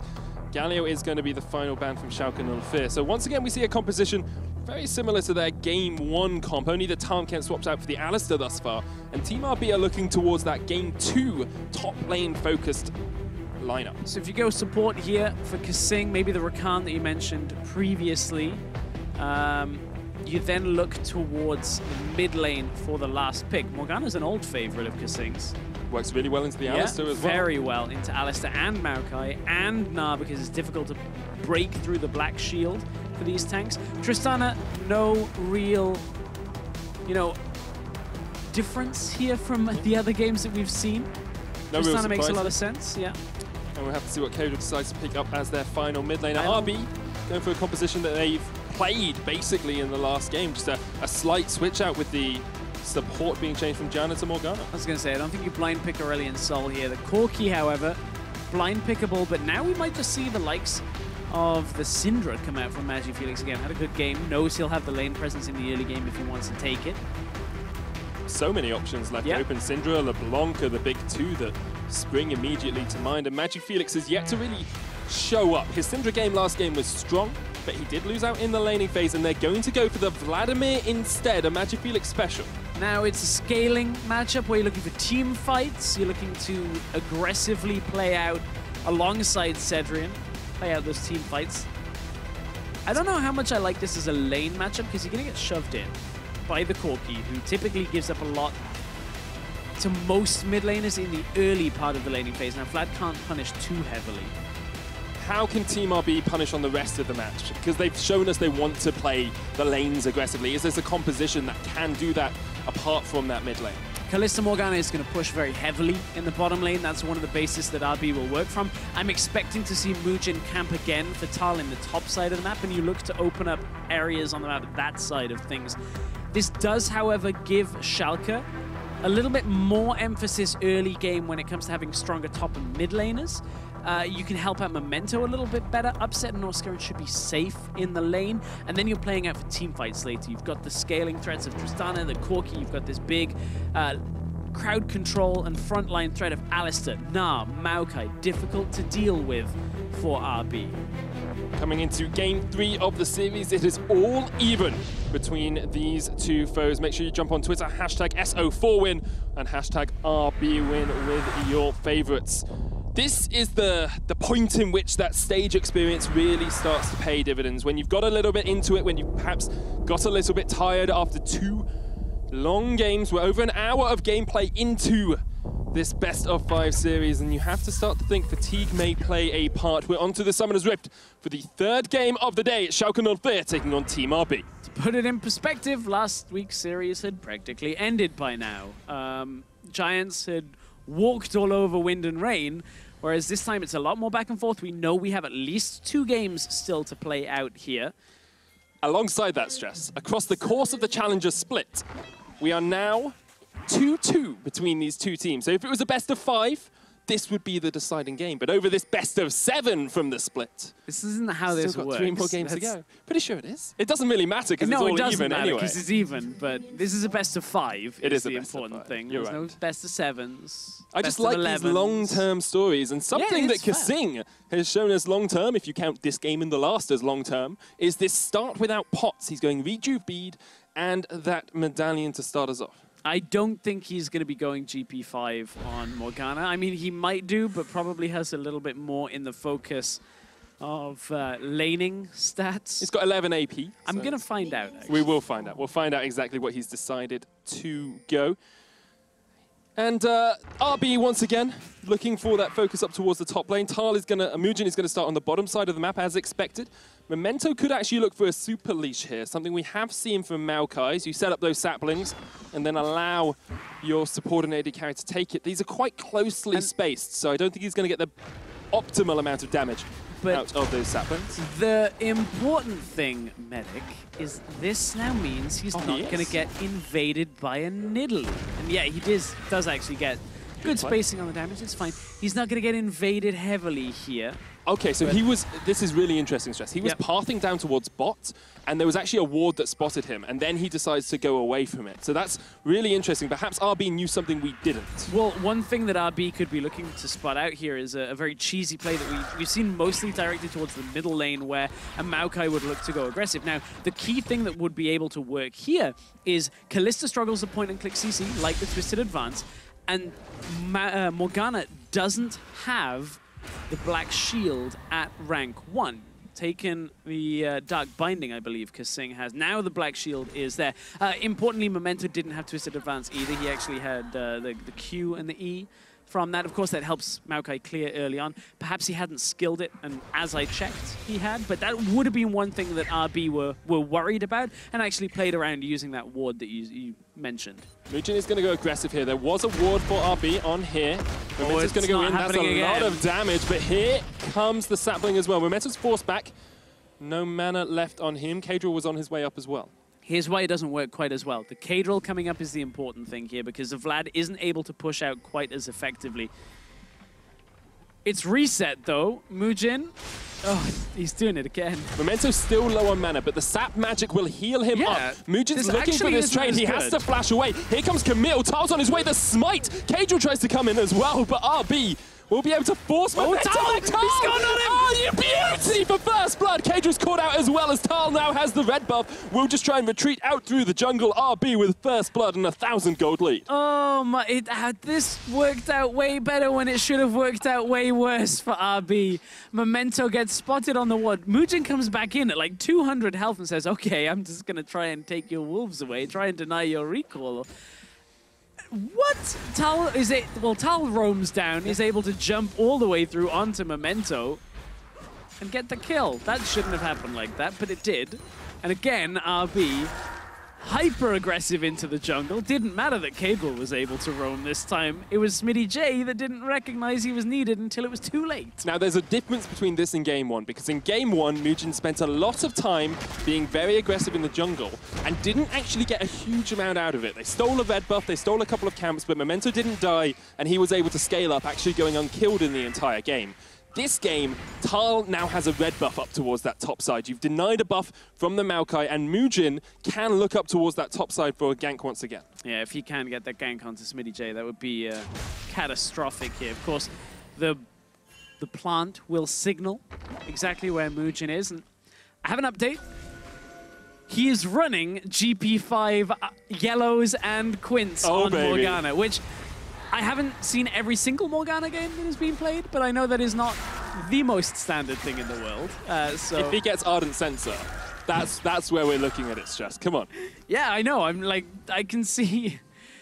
So Kasing did put out a tweet the other day that was along the lines of, okay, I give in, and just a picture of the armor and gold rune setup. And I was like, okay, this is going to be good to cast. I did not anticipate him bringing it out on the Morgana. You can see a little bit less of a focus of rushing purely straight towards that Ardent Sensor. Goes boots for now, looking to roam a little bit. And once again, we see Cedrian on the Kalista go for the Xerxes Greaves early on. Does give them the opportunity to try and catch out Kadril in the mid lane, but Kadrill is slightly safer this time. Not on a Galio, instead on the Corki, who always has the Valkyrie to get away. Kasing doesn't seem to care about that. He's positioning around towards this mid lane. He's on the roam, already looking to go. He's literally on his own here. Like, but Kadrill doesn't know that. Kasing is purely like, I'm just stacking up my quest at this point. I'm just walking in, holding the wave. Kasing is supporting other lanes. This is the life of a true support, Stress. Yeah, look, Magic Felix is going to get there. Now he's like, okay, it's not going to push under my turret. I can actually hold this in the lane. You have to remember, Kasing was playing professionally at the time that it was the jungle support duo. So you'd have like Alistair Jarvan roaming around together. Yeah. So he's used to being in other lanes than bot lane. He's used to traversing the map, Stress. I used to have to, in picks and bans, tell him not to pick Teleport Ignite LeBlanc in competitive play when we were in a semi-final. But nevertheless, Kasing has always been known for his roaming patterns. Now he comes back into the lane. Mujin is here with him. And now they look to go aggressive into the bottom lane. Mujin actually can't find his way in this time. There's a ward that spots him out, and that's why Schalke are on the retreat. I must say, while Schalke have done a good job in the mid game, I'm left a little wanting when it comes to their early game play from Schalke. And now they aren't drafting for it. They've been taking themselves Alistair lanes. They've been picking these scaling, or at least tank setup junglers, which means you're a little less focused on the early game. So it is understandable in the setup, but considering the hype around this team and how people were talking about, oh, they're so good, they put giants in the laning phase, everything's amazing, not quite seeing it come to fruition yet. I think another part of that is specific lanes that won for Schalke the last time these two teams met aren't doing that this time. I'm looking at top lane because Smitty J has always been a carry for Schalke. He's kind of been a silent carry as well because he doesn't get massive score lines, but he wins his lane and he stops the enemy top laner from really being able to snowball.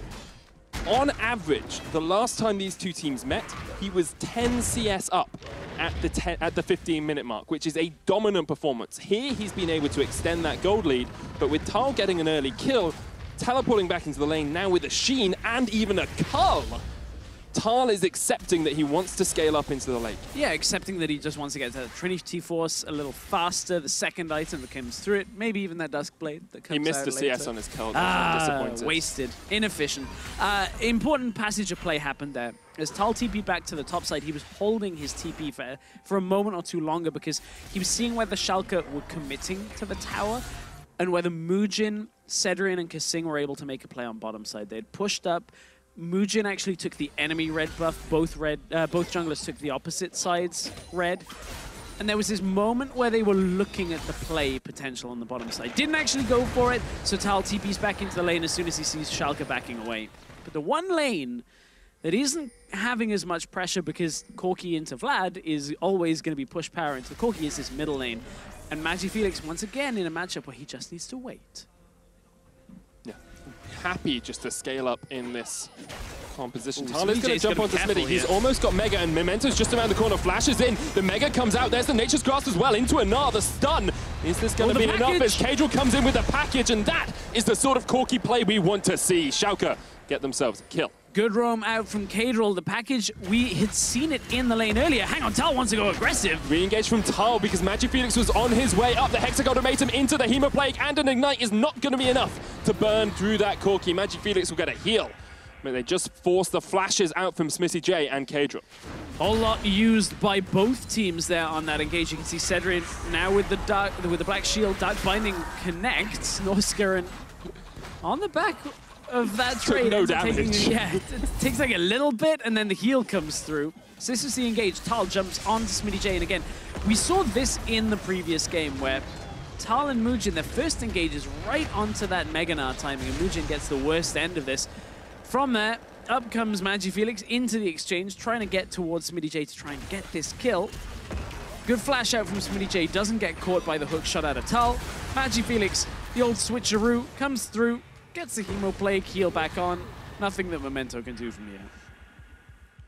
And a big thing about how Schalke have to react to the last game is they need to be anticipating those ganks in the top lane. And that's exactly what Memento was doing. He even flashed the wall when I believe the Blast Cone was alive because he wanted to be there just that slightly bit quicker to make sure that RB wouldn't just take down Smitty before the fight started. Great Nature's Grasp from him as well to reset the fight. RB about 600 gold ahead, but across the board, it's very even between these two teams. And we're getting to the point where the early game starts to fall away, perhaps even laning phase in the next 5 minutes or so will start to deteriorate, and we'll see more team fights and more of this objective play from these two teams. Right, the difficulty with RB's team fights is for a long time in this, they're going to want to try and kite back somewhat. That's one of the uses of this Morgana, trying to kite back away. But look, the follow is so strong, but Fate's Call comes through. Easy way of getting out of the fight there for RB, but that becomes more difficult now. The Kalista ultimate is down, don't have that option. Schalke committing onto the tower in the bottom side, and look, even mid tower is low in favor of Schalke. So this is just small little plays that are going to add up over time. And it's something that Schalke have done so well across the splitter, these small plays, the small rotations that get you a little bit more damage, playing the lanes properly. Kadra's had a very good performance on the Corki thus far, has been able to get about a 7 CS lead in that lane as well. But it's tower health. I know you say he's happy to be at this spot, and it's the tower health that is the key factor here, because the Memento's going to come in.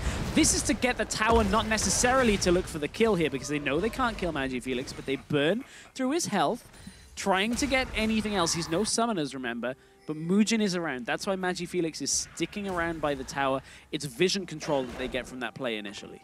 And now we see the reversal of junglers as well. Early on, it was Mugen going aggressive, making the plays, and now he's the one having to react to Memento, who's on the front foot and looking to push onto these towers. That tower is so low in the bottom lane, and Cedrian and Kasing will force Norscarin back. Mugen is on his way. Norscarin does have flash.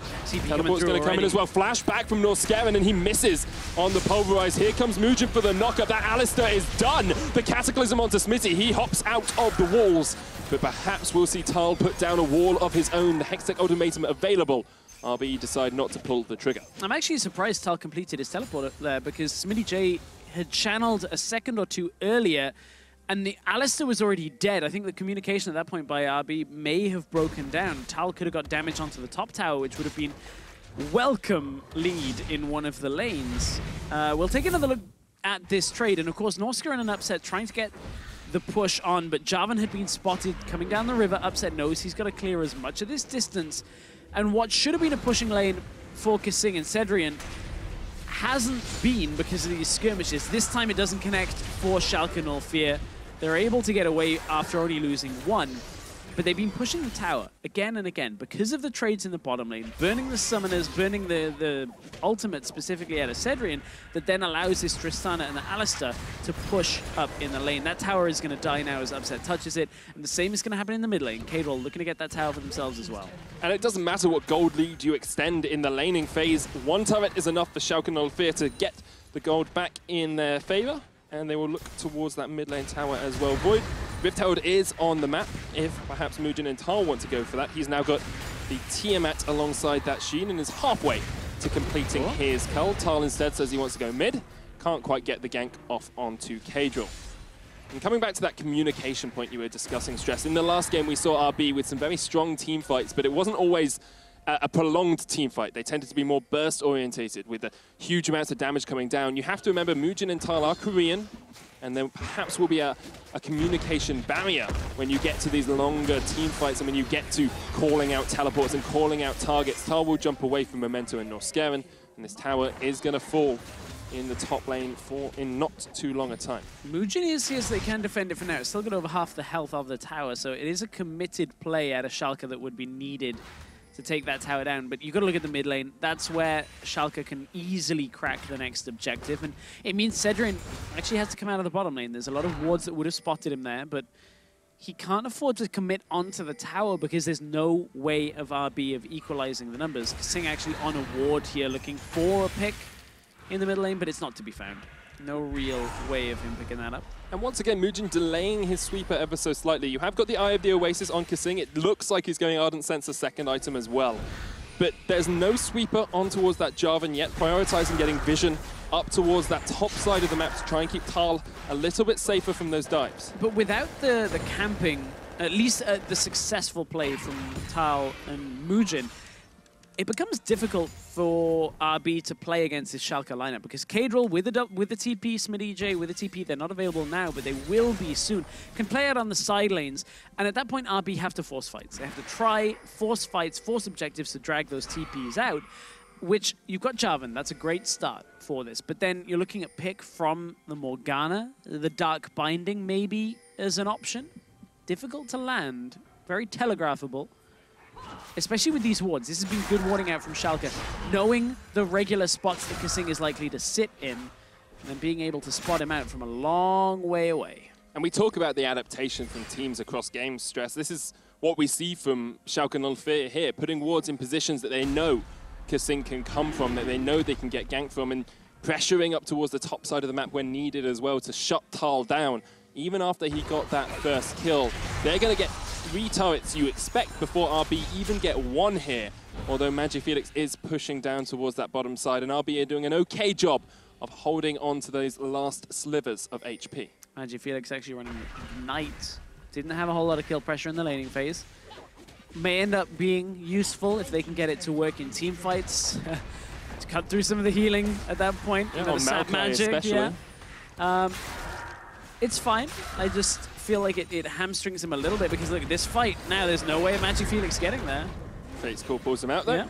And that's the strength of a Morgana. They will get a tower in the bottom lane, and that pushes them just slightly ahead in the gold, even though they are a turret behind. Mountain Drake on the cards as well as Muujin sets up around it. And instead just decides to go for the Scuttle Crab. Gold across the board, incredibly even between these two teams. We're starting to see some item spikes here, Stress. You wouldn't believe it, would you? Would you? Guess what's giving some of the gold lead to Team RB? Gold per 5 runes. Some Stress. of it, yeah. I mean, Kasing is already 800 gold up on his opponent's support. We will stop tracking this at one point. No, but we won't. It's novel. It's actually fun. They have a 300 gold lead. And without those gold per 5s and without that talisman, the Eye of the Oasis side, they would be behind in gold. And Kadril is going to get caught out. There's the flash. So the jump across the wall and the Hemoplague as well. Kadril has no way of getting away. There's another kill for Team RB and especially a good kill for MagiFelix, who has struggled thus far. There's the kill threat. You said he's struggling as well. The kill threat comes through with the Ignite, comes down. Easy pickup from Muujin. And we talked about how they don't have another teleport on that Vladimir. Well, if you attack whoever's sitting in the lane against the Vlad, suddenly it doesn't matter whether there's 2 teleports if one of them is already getting engaged upon. So it'll be easy to take it down. Looking for that Mountain Drake as well. Will be their first dragon of the game. And Schalke 04 have a torrid affair of getting dragons across this series. I think they only have 1 thus far, actually. In game 2, they got a Cloud. That is the only dragon that they have taken. It's an objective they tend to struggle with, much more confident around the Baron. Actually, RB, across Challenger Series, had 10 Barons that they took and 9 that they lost, whereas Schalke 04 were a lot more confident in their Barons. 14 taken, only 5 lost across the split. They were ahead a lot of the time in their games. You look at the likes of Origin, PSG didn't exactly hold up a lot of the competition against Schalke 04, at least not as much as the PSG and Origin lineups would have liked them to. So you look at some of this objective control that Schalke have had. I think the fact that RB and Schalke met so early on in the split may be quite telling. That a 1-1 split, now they're quite even against each other at this point. Both teams have consistently improved and shown some sense of weaknesses throughout the split. So neither team perfect, which is what makes this a very exciting matchup. Unlike the Giants Wind and Rain matchup, where Giants weren't perfect, but there was still a big, massive wealth of, or at least gap between the two of them. The skill disparity here is much more an even one, because I think you can see the disparity. RB are better in the lanes. They tend to be mechanically stronger, but Schalke 04 have a better sense of macro, and their team fights tend to be a little bit more coordinated, and their calls seem to be just that little bit tighter than Team RB. And when you look at this game and the way it's setting up, we're getting to that 20-minute mark. It's very even, only 800 gold between the two. RB haven't been able to snowball anything away from Schalke 04, and usually that is a good sign for Schalke. But I wonder whether it is the experience factor coming into this. I wonder whether Schalke as an organization, seeing how they dominated last split, then come up against kind of a brick wall, I wonder whether they are purposefully not playing aggressive in the lanes, so that they say, okay, we need to be able to play out from an even footing and get objective control, look towards things like Rift Herald plays, look towards tower play instead. And maybe that's why we're not seeing kind of blindly aggressive plays, drafting for the later game, drafting more neutral lanes rather than just crushingly oppressive, because look, they can open up a slight gold lead once again for themselves just by using the Rift Herald. They did manage to secure that Rift Herald while we were prattling on stress, and they use it in the mid lane. I believe it was during my prattle session that they got it. 4 towers to 1 now in favor of Schalke 04, and this is what we want to see from them, and it's something we've seen from them across their entire journey in challenges. This strong macro, this ability to pull the enemy team across the map and then take the engages they want. However, Tal's on the backline onto Smitty J. He's already taken out of the fray. Here comes the Cataclysm, the Hemo Plague as well. Team RB secure 2 kills, and they want a lot more. Upset's gonna have to flash or heal away from this because Tal is not gonna give it up. Kasing cannot quite connect the Q. And Tal jumps onto Cadril with a continued chase. RB will back away for the time being. They do get 2 kills, and they stop Schalke in their tracks. I really hope they're not rushing to Baron. I hope they are, Stress. I want them to. I want them to go for the Baron. Okay, I want to see more steals. They're backing away. Okay, they got the team fight win. They don't need to over-push onto this. They're trying to get some sense of vision control, and that will be enough for them for now. That fight starts out with Upset hitting Kasing about 3 or 4 times. Looks like he's about to crush through him. He's on 2 items, Infinity Edge, Static Shift, and Kasing drops pretty low. Upset dodges out on the binding. You can see the autos coming through from Upset. Then they go on to Mujin, but leave Tal unanswered. Smitty J doesn't have Meganar. Mujin goes in, gets the Cataclysm. No way of Memento getting out of that. He did have his flash available, but at that point he knows it's already done, and he ends up falling. Tries to get the flash for flash. Oh, ever so slightly off. Good dodge from Upset. Kasing didn't quite get the flash, but you can't really fight in those zones against Team RB. Cataclysm, Hemo Plague, Hexag Ultimatum, a Callista who's got Runans. You do not want to fight in confined spaces against Team RB. It's like a bull in a china shop. Seeing red? No, they'll crash into everything and destroy Right, it. I know. It's fine. I was trying to go to the next level on that. Okay, see, I understand where you're going. Yeah. But you know how I read studies. And you know how that's like, as a medical professional, I've read through a lot of like different studies and papers and articles. There's actually an article relatively recently that I heard about that shows that bulls don't care about the color red. It's not the fact that it's a red sheet, it's the fact that the Matador is gesticulating wildly and baiting them into charging, rather than the fact it's red. I think bulls might actually be colorblind, but I'm not 100% sure on that fact. I just know they don't care about the color red. Are you training to be a vet now? No, it's the weird things, weird places my mind goes, and at the moment, Schalke are looking to go up for this river vision control. Is that one of the weird places your mind goes up, river vision control? Sometimes. Sometimes it can be a little bit of an oddity. You just lie in bed postulating about vision control in the river. That sounds a lot more like something Deficio would do than Probably. I would do. So, I want to see more vision, guys. How do you win the game? You talk about vision, and then you don't get to talk about anything else because people don't have adequate vision control, Stress. That is fair. All I'm remembering from that is you started with as a medical professional, which normally you trust, and you got to trust at this point that Baron is going to be the bad point for both of these teams. Magic Felix may be caught, but that's a Hemo Plague. Should heal him up. Hemo Plague. Great Sanguine Pool. The Nature's Grass comes out, but it doesn't connect. Magic Felix doesn't even burn a Summoner to get away from Schalke there. And look at Tal once again. He's got Trinity Force. He's on his way to the Ravenous Hydra. He's completed the cull, and all he wants to do is sit in the side lane and push up against these towers. Oh, they're just going to stop the recalls here. Trying to get the Tormented Soil does stop the recall. Should be another tower. It's only Norskeren that has managed to get back here. So this actually is a treacherous situation for Schalke, because Norskeren cannot commit to that. If Norskeren commits, he can't even hold the tower. It doesn't have any damage output, but Mujin treads a little far forward in the mid lane. Cedrion's going to have to come to his rescue. The binding actually lands! And they're going to Cataclysm in, but Smitty J just comes out of Mega at the right moment. Kasing was called in with a Fate's Call, and Memento gets onto the backline. That's Cedrion dead, and Upset will rip through Kasing as well. It's a triple for Tristana, and now Schalke are going to go for the Baron. I cannot emphasize enough how crucial that Smitty J immediate ult into the Cataclysm wall. Jarvan basically betrayed himself on that engage on Upset. Tal is going to continue to push on the bottom side. MagiFelix shouldn't be able to steal here. If this actually gets stolen, it'll be the most ridiculous one of the series. He's not even going to try. Finally, a safe Baron take. 25 minutes into Game 3, and we have our first safe Baron take of the series. Let's have another look at this mid lane fight. So Mugen goes on to Upset, trying to play the aggressive part of the jungle here. So Kasing catches Upset, so it roots him on the other side. Perfect into the wall. That basically was life or death for Upset here, and even through the exhaust, Kasing through the ultimate as well. Both members of RB died, and from what looked again to be an RB favored fight, Schalke able to turn it back around. This time smittyj having the impact in team fights. He hasn't been crushed by Tal like they did, crushed smittyj with the camp in Game 2, and this Nara's had a whole lot more impact. And we come all the way back to something we discussed before the series even began. Upset.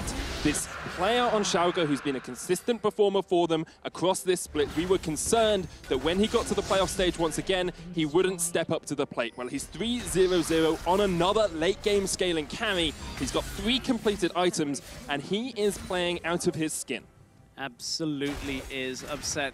No fear on the stage this time. You can see Tal pushing in the top side still. smittyj will answer him. Both teleports are available, but it's Schalke with the Baron buff crushing through. Momentum once again. Upset. Oh, so low. So low, and the TP is going to come in from Tal as well to try and distract Schalke. No fear. smittyj was there. That's why Tal is half HP. Schalke will retreat from the tower for the time being. Upset just managed to survive. Looks to be on like 200 or 300 health from that. But look, now RB don't have that teleport available. There is no window for Tal to be trying to open to keep RB at least in control of one lane. Looks like Upset might be going to a Frozen Mallet of his own as well here, just for that extra tankiness and the ability to kite back from this RB lineup. Because that's part of the problem is also the slows that are going to be applied from that, because RB trying to play a little bit more of a kite style with this Morgana, trying to keep stepping back in the fight once some of the initial engage has gone. You'll be able to slow down Cedrian, Kasing, MagiFelix if you can, on top of just that sustain. So at this point, very difficult for RB to balance this. If they can somehow find Upset, if they can get the ultimatum onto Upset, kill him before he can get away, maybe that's how RB actually win this fight. But Schalke are in a dominant position. Schalke will continue just to push up in this top lane. 6 towers to 4, a 1,000 gold lead, so close. Hardly split these teams at all. The Static Shiv proc, the Nature's Grasp, the Inhib Tower falls, and Schalke no fear have lost nothing thus far. They will continue to push in. The stun is going to hit the 3-man knock-up as well from Norscaran as Schalke no fear step forward, Tal falls, and here comes Schalke. RB lose 2, Mugen jumps in, a great Cataclysm, but it's just far too little, far too late. Upset hopping around the battlefield and hopping towards these Nexus towers as well.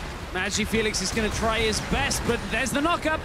MagiFelix will Sanguine Pool away. The first Nexus tower falls. Norscaran does go down as well. MagiFelix and Kasing, the last hopes for RB to hold out in this game. But look at the super minions. Kadril has TP as well. He'll back and TP back in. And now RB have no way of defending. Schalke no fear are going to go 2-1 up in this series unless RB do something masterful. Kadril takes Kasing and Kadril takes the Nexus. Schalke no fear 2-1 up. Cool, calm, and collected out of Schalke for the majority of that game. They reassess what went wrong in Game 2, come back with a slightly different focus on the strategy, banning away the Janna. And RB are going to have to go back to the playbook once again to try and find something new themselves. The Morgana, we could see what it was trying to do. It didn't quite have the same impact. And from there, Tal and Mugen attempting to make plays couldn't get the same lead as Game 2. And it means Schalke could hang on, make sure they could get Upset into the fight, and between Upset and Cable have a massive amount of damage. It's such a balancing act as well. It all comes down to that fight in the mid lane, you have to think. Cedrian was knocked away with the Buster Shot.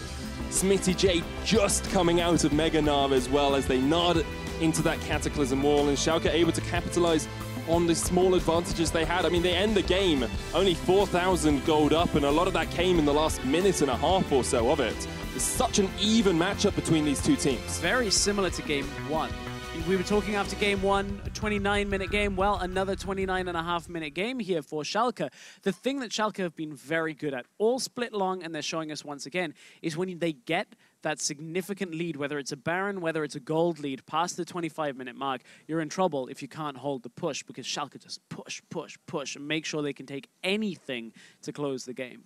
And I think you can come to a point now where you have to look at both of these teams and compare them to the LCS challengers, NIP and Mysterious Monkeys, and say, actually, both of these teams show us enough strengths. I think they can challenge against those LCS teams. Yeah, I think so. I think we saw the same out of Giants last week, right? And I think for me, the 20 to 30-minute portion for Schalke seems to be the biggest strength they have, especially with Memento playing this Maokai.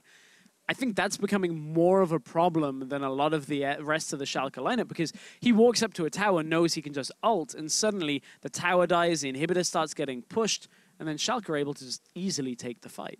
Yeah, working incredibly well for Schalke at the moment. RB, on the other hand, just don't seem to be able to utilize their advantages properly. You have to remember, Tal got first blood and a red buff that game. Slowly scaled up into it, and yes, he was devastating at the end, but it just wasn't enough for Team RB. I think one of the big points of where Tal slowed down is when he used that teleport down to the bottom side that ended up being for nothing, where RB had kind of already won the fight, and of course that's a team decision to make that play and actually complete that teleport, but I wonder if it had stayed top, regathered some of the CS lead that Smitty J had accrued and put damage down onto the tower, whether that matchup would have gone differently, because we saw him confidently play out the Camille into Nar matchup in game 2. Right, we did. Let's have another look at that final fight where Schalke were able to crack the base. It looked at times like perhaps they wouldn't quite manage it. It looked like it was just going to be a push and then back away, but it was a great fight from them. Maokai ultimate comes through. Watch Tal here, and watch how Schalke just immediately jump on him. As soon as they can get the damage down, they know this Camille getting into the backline is perhaps the only thing that can take out Upset.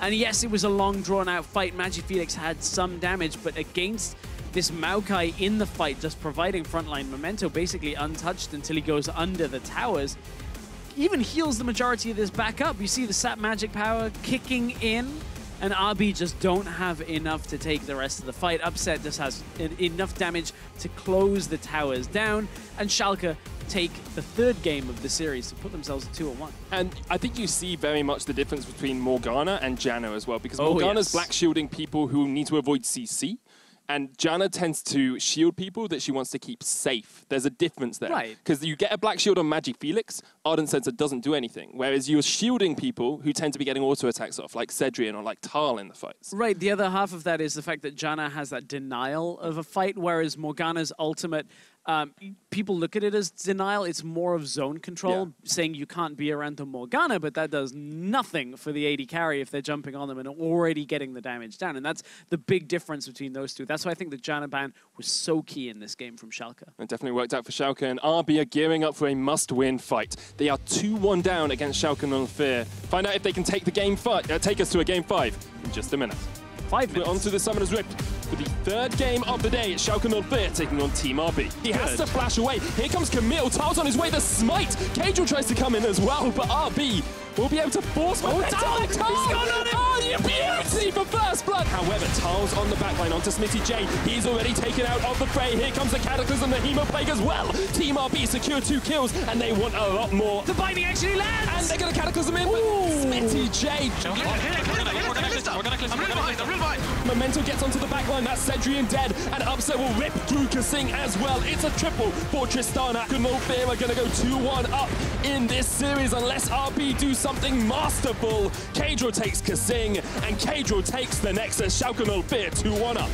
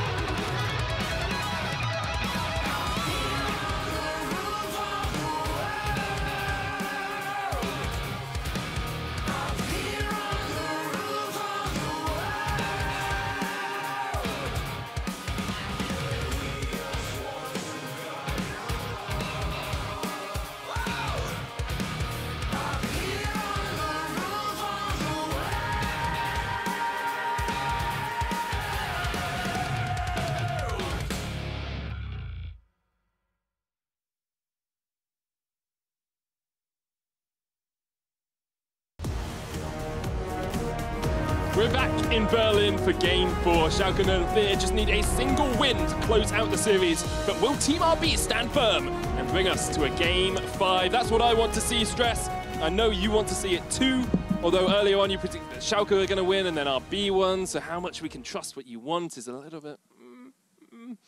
All I'm going to say is if RB don't find a better way of dealing with Schalke's engage, specifically the Maokai, I think this could be a 3-1 here for Schalke. The Janna worked very well in Game 2, and RB had the tools to deal with a Maokai first pick and that threat in their draft, but unfortunately it just didn't work out. There was some communication issues by the looks of things, a little bit of an imbalanced way of taking engages and some skirmishes, but I feel like Schalke stepped up.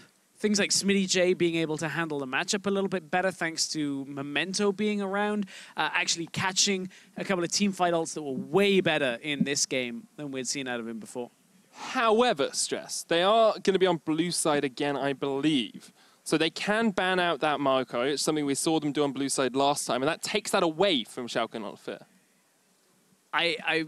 Yes, you are correct. I got lost in thought of my own premonition.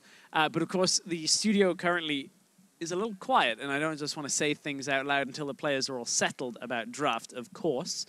So once we get into picks and pans, I'll postulate with you. It's just one of those things that Challenger show is a little bit different from the LCS. Yes, I always forget about that as well. The absorbing of audio isn't quite there. It's true. Let's talk about what happens to these teams after this playoff tournament as well. Schalke 2-1 up at the moment. If they win this, they go through to the promotion tournament, Stress. And the promotion tournament is an entirely different kettle of fish. You've got 2 best-of-5s. If you win them both, you're in the LCS. If you lose 2 best-of-5s, you are out and go back down to Challenger Series. You probably don't want to keep your fish in a kettle either. Not the best thing. Now, I wonder whether RB will first pick Janna. Because Schalke, they have to ban the likes of Zac, the Caitlyn. They've been banning the Thresh. Do you think the Thresh is worse to let through than the Janna? I don't think so. I think you give them the Thresh because the Janna did so well. Alongside that, Team RB have banned out Lucian in every single game thus far. Now, Kadrill is a very good Lucian mid player. Upset doesn't tend towards the champion. That could be something we see changed if we do get to a Game 5. They leave the Lucian on the cards and instead take away that Maokai alongside, say, the Zac and the Caitlyn bans. Yeah, it could very well go that route. Team RB have banned the Lucian, as you're talking about. Lucian a lot. Gnar banned away means that RB won't be rushing for that Camille into Gnar matchup. Schalke, now is the time. Will it be the Thresh? Will it be the Janna? I think in every other draft, you ban the Thresh. The Kalista is another option because maybe it's the lane presence that is too difficult to deal with. It was a lot of the times when they got onto the Kalista as well, though, they couldn't kill her because of the Janna. We've had Kalista played by Cedrian in every single game. The Janna will be the ban, and now the question becomes for Team RB, what do you prioritize here? We do still have Elise on the cards, I believe for the first time this tournament. Yeah, for the first time this series, the Kalista I think is the way you go here. You want that lane presence, you compare it with the Rakan now, that gives over the Cho'Gath. That also gives over the Elise, should Schalke want it. We know Memento from his history has been playing Elise pretty much as a staple jungler. Saw that a lot in Giants, one of the picks that he succeeded on. There's just so many different options. There's so many different variables. And when we talk about adaptability, it's not just in-game, it's in draft as well. And the coaches will be sitting backstage and thinking how they change coming into the next game. Schalke 04 only 1 win away from that promotion tournament, and they're going to go with the Elise and the Alistar. Once again, taking the Alistar away from the Kalista combination. Another game where Alistar either picked away or banned Thresh from is there, RB. Thresh is there, so is Rakan if you want it. Both are decent setups.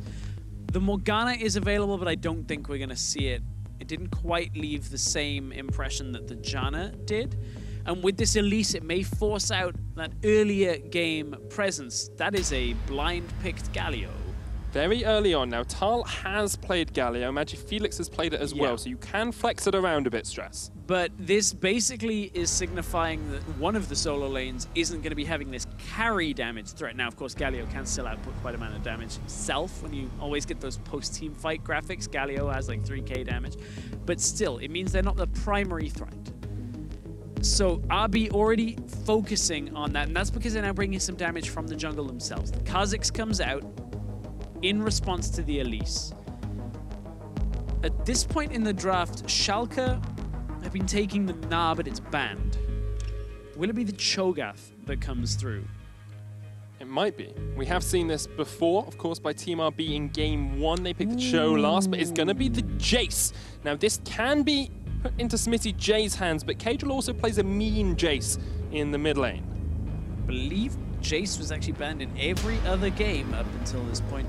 Until last game he wasn't banned, but the first two he was. Now, Jace is a pick that Tal on the opposite side of the Rift has played a lot. I like the flex potential here. Does mean we're going to need to see likely a Rumble come out of Schalke if this is Jace in the mid lane. Elise alone doesn't provide enough magic damage threat. Maybe you go the likes of a Varus, but we've seen Upset go for the Tristana in that AD carry role. I'd say Varus because it is that mixed threat of damage as opposed to just flat AD. There's so many different options here for both the teams, and it might feel like we've become slightly more somber just because there is so much on the line for these teams as well. The music Stranger Things has kicked in. Exactly, the music's really somber as well, but Team RB, if they don't win this, they don't enact their plan of getting to the LCS this year, they're going to have to wait, and we've seen what can happen to teams that have to wait. Look at Paris Saint-Germain, not even in Challenger. They got relegated into the Challenger Series qualification tournament. And that would, when you look at the other half of that, if Schalke don't make it, a team that was once in the LCS, fell down, stumbled in spring, look to be on the cusp of making it to the promotion tournament, at least for the summer split. Don't talk about hovers. I'm not, because I'm more thinking about the Varus would be one, Jhin if you want lane presence, Upset flicking through a bunch of his AD carries, Xayah if you want scaling, and that's exactly where they go. It's going to be the Xayah. Saw that in Game 1, of course. Yep. Coming out from Upset, didn't have to do too much in that game. In fact, only really Game 3 that he has shown up for Schalke 04 thus far, but they have a team that can show up from so many different positions and so many different carry potentials on that team. Now, Team RB looking for the second rotation. They do have that Cho. You can go Cho'Gath Rakan here on this rotation if you want it. There's still the very slight possibility that Galio is a support. A very slight Morgana into the Alistar still would basically be the same thing we saw before. Rakan gives you the engage potential. Morgana gives you the defensive capabilities. Rakan is really tough into Alistar because as soon as you jump in, he just knocks you up and you don't really get any of those engages off. So it's really Kasing trusting in himself to be able to find beneficial and optimal engages. But that's where the Kalista turns this back around, right? Is the Kalista can always save the Rakan, and if you've done enough damage up front, if you've crowd controlled enough, then it is possible still to offset some of what Alistar is bringing. Orianna, for once in this game, is available, has been banned in all 3 games prior to this. Makes a whole lot of sense. Tells us that it is the Jace in the top lane up against the Cho'Gath. Orianna has been banned by Team RB in all 3 games as well, really respecting Kadril's potential on that mid laner. And now we see these full compositions come out for what could be the final game between these 2 teams. RB with a bit more defense than we are used to them seeing, a little bit more tankiness on that lineup, and Schalke, a very traditional composition with Smitty J now moving more into that carry role that we expect of him. It's a bit of a turnabout's fair play on this. RB, as you said, looking for that tankier front line. They still will have damage from the Cho, the Galio, the Kha'Zix. Not in the same way they did in previous games, where they'd be looking towards Magifelix and Tal to kind of carry the fights. Of course, Tal, if he can find Upset, get that feast down, probably just insta-kill him. However, in Game 1, we saw the same matchup, and Tal always struggled to get on towards that backline. Yeah, and a lot of that was lack of primary engage. Now, this time, you have the likes of the Kha'Zix Galio combination, which isn't the best. Like, I'm not saying that that is brilliant. You got the Kalista, the Rakan alongside each other to bring that Galio into the fight as well. Very tense. Spot in the promotion tournament is on the line, and Schalke are 2-1 up. Schalke have been in a very similar position before. Playoffs. Only 4 months ago, they lost to Misfits Academy on this very stage, and now Team RB stand in their way. Will the Schalke tank keep on rolling, or will Team RB be able to take us to a Game 5? Let's find out on Summoner's Rift. Very different top lane matchup here for SmittyJ into Tal. Jace into Cho'Gath. Of course, Jace, as a top laner, relies heavily on bullying around melee matchups. Cho'Gath himself can struggle against range matchups, has good sustain. As soon as you get past level 6, you start feasting things. I expect Memento to go top lane and paint a gigantic target on the back of Tal. If you can get that damage coming through from Memento and SmittyJ, that's what you want for the first blood. That would put Cho'Gath significantly behind in this matchup and make an already difficult matchup even worse. But for now, Tal and Mugen are trying to interrupt on the Wraiths. They are not really going to be able to do too much. And this Kha'Zix jungle is something we saw Mugen play a lot in the open qualifiers, which Team RB came all the way through. Actually following a very Fnatic Academy rise through, winning open qualifiers this year, then coming into the Challenge Series, placing 3rd in the Challenger Series, something Fnatic Academy were able to do as well, and then looking for this playoff position. And something I want to see from Mugen is this aggressive Kha'Zix play. His Jarvan in Game 2 did it very well. His Kha'Zix here really needs to be able to impact the map and get them ahead and perhaps shut down Memento early on as well. Looking at the ward that Tal just placed on the top side, trying to track Memento through the early game is... Realistically, that's where the opening should come from for Schalke. If they can get up into the top side, you're talking about the aggressive Kha'Zix on the other side of the map for Mugen. It's actually not playing out that way. Memento's heading bot side after a start on red, now coming down towards the bottom side, but I actually want to double check on my screen very quickly whether the Jace passed over that ward. Interesting jungle starts as well. We saw actually Upset and Norskeren start the blue buff, take a little bit of damage from it and then back away, and then the super buff start for Mugen, the super leash it's otherwise known as. They start the red buff, they bring it out for him, he clears out, I believe he cleared out all of his Razor Beaks and then came across to the red, which delayed Kasing ever so slightly from getting back into lane. He's gone for that ancient coin line once again, and has already popped one of his total biscuits of rejuvenation. Yeah, I have the answer on the start out of SmittyJ and Memento. SmittyJ actually started up in the lane. Memento just cleared his red alone on the top side of the map, so no vision was given over, and it's actually SmittyJ that is pushing. Mugen takes a blast cone just to try and make sure that if Memento is around, can't take that himself, gets him closer to the lane, and Mugen realizes SmittyJ is dropped up into the bush, so likely no opportunity to gank here. So he's just going to take away the Krugs, take away some of the camp. They have spotted Memento on the bottom side of the map, though. I'm wondering if perhaps a dive is going to start. I'd really like to see the wave mechanics in the top lane, because a ping came down on towards SmittyJ, and actually Kha'Zix has now gone across towards the Krugs. Memento's coming down towards bot, so the junglers mirrored are looking for ganks on either side of the map. Here comes the flash engage from Norskeren into the cocoon, but doesn't connect. Kasing jumps out, and Memento will leap away with a repel as well, but Mugen is still up towards that top side. It's dangerous to gank a Jace underneath his tower, and he decides he's not going to do it, instead looking over towards those Razor Beaks, which are warded by Kadril. Yeah, both teams knew exactly what was happening. Cedrian, gotta be careful you don't get stunned. It's going to take a lot of damage. The Ignite comes down as well, has to use the heal. Upset perhaps looking for it, but he gets knocked up under tower, and then he gets out of tower, and then he goes back into tower, and he's dead. Rakan gets the kill. That's killing. Oh, that's a lover's tryst right there, isn't it, Stress? Rakan killing Xayah in the bottom lane. That is difficult to watch. Very difficult to watch, and also difficult to watch because of the way that that played out itself. Memento even showed himself by using that volatile spiraling, so the RB bottom lane know that they have to back away, but they already have come out ahead. One kill for Kasing. Just looked like a rough balance of where the tower aggro was actually coming from. So Cedrian gets stunned up. In goes Norskeren. Upset trying desperately, but he treads too far forward. Kasing goes with the... Takes one step back towards Cedrian. Upset ended up with the tower aggro. Cocoon, ooh, looked like it barely didn't land as we come out of the replay. And that's the sort of thing RB need. Like, we talked about how they usually win from winning lanes. They don't really have that in the top lane. Jace can force back the Cho'Gath. Mid lane's going to be very balanced, and bot lane is pushed towards them thus far. But if you can get a kill like that, if you can sneak away something from your opposition when they go too aggressive, that's where you can actually start a snowball rolling that you really want to see if you're a Team RB fan. Yeah, that is what you want to see. Another thing you want to see if you're a Team RB fan is 37 CS to 29 up in the top side of the map.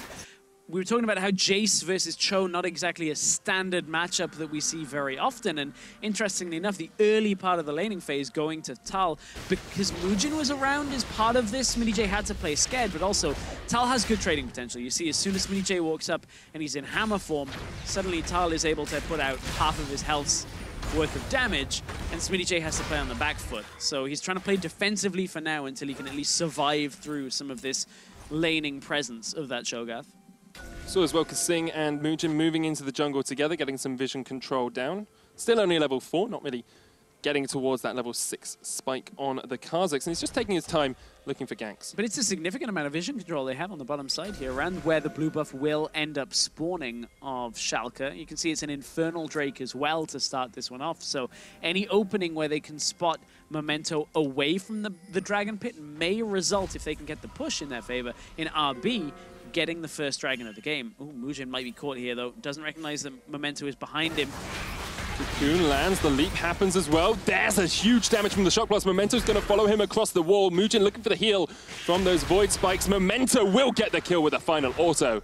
There's great collapse there from Schalke 04. Yeah, Schalke able to just catch Mujin on his way between lanes there. Tal looked like he had recalled out after using his Feast for the first time. If we do end up getting a replay, we'll be able to see that. But look, Norska are now coming in trying to clear out some of the vision. He actually doesn't have a pink ward, doesn't have a sweeper this early on, so we can't do too much about this. Just spotted, trying to get vision for themselves.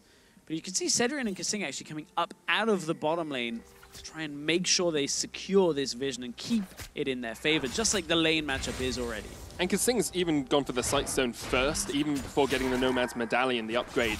You get 40 gold instead of 25, so it's a significant upgrade off those coins. Says instead, I want to get the Sight Stone, I want to get vision down around this Infernal Drake. We know we've got a jungler that can take dragons really easily by himself, and it allows us just this extra ability to pressure in the lane. Not rushing that Ardent Censer first. Again. He could still go Ardent Censer. He could, but not first. It's not the rush. It's not the rush coming out from Kasing. Game's a little bit slower here, Stressed. Both the teams realizing the gravity of the situation, a position in promotions on the line. And we've talked about how Schalke prefer these slower games, prefer to get later on towards the macro-focused portion of the game. Yeah. RB, however, still seem to be on the front foot. They're 600 gold ahead and do have a few opportunities as they get towards these level 6 to level 11 spikes. Oh, Mujin nearly stole it away. You're talking about level 6, level 11. Level 6 for Mujin, I'm interested to see. I think he'll probably still go the Taste Their Fear Q evolution. Still waiting on seeing people trying to utilize the ultimate one where you go Duskblade, but that typically is later on in the game. But you'll end up seeing that. Magifelix losing out on trade in the middle lane. It's the first time we're seeing really the Galio Orianna setup here. Very different. We've seen the LeBlancs, the Syndras matchups. The Corkis come out, but this time later game focus for Cadril. And Tal on the top side of the map trading with SmittyJ. Now I feel like this is where SmittyJ starts to take over, at least for the next 10 or so minutes, until that Cho'Gath starts going, okay, I'm getting Righteous Glory, I'm running into a fight, that's my focus. It is a benefit for Cho'Gaths now, of course, that Righteous Glory builds out of Glacial Shroud. Oh, and yes. you can get extra health as well, knock down the old build path. And I really want to see how well this Orianna and Jace do for Schalke 04, because we've seen 2 Jace bans, we've seen 3 Orianna bans, we've seen a lot of respect from Team RB towards these Schalke power picks. And if they're not going to pay off for Schalke, coming into Game 5, you have to think of how it's going to work. Mujin is here for the counter gank. Silence onto SmittyJ. Tal does have Feast, and they're going to turn their eyes to Memento, but look at how low Mujin is. Tal looking for the Feast, upset and Norskeren on their way. Here comes the hero's entrance as they knock back Tal. Magifelix with the Shielded Duran. Kasing joins the fray as well. Not yet. Six does not have the ultimate, and Cadril coming up forced him back beneath the tower. 9 players in this game are currently around this top lane. The only one that isn't is Cedrian in the bottom lane pushing. This is very reminiscent of Game 1, where RB were able to defend a play on the top side, look to push on the bottom side, and get tower first blood for themselves. They've been winning this matchup again, 84 CS to 64. Schalke again not able to play around the early game in this bottom lane specifically. But the way that they decide to react is something you have to give them credit for. They're not winning the early game. They're not able to play the lane, so they say, okay, we're going to switch the map around. We're going to go somewhere we think we're slightly safer. We're going to bring a few members, maybe get a kill out of it as well. And although RB have the push advantage, they now have to react to what Schalke and 04 have done. Right, and it has worked more times than it has not worked as well. So you can see where the decision-making process comes from Schalke.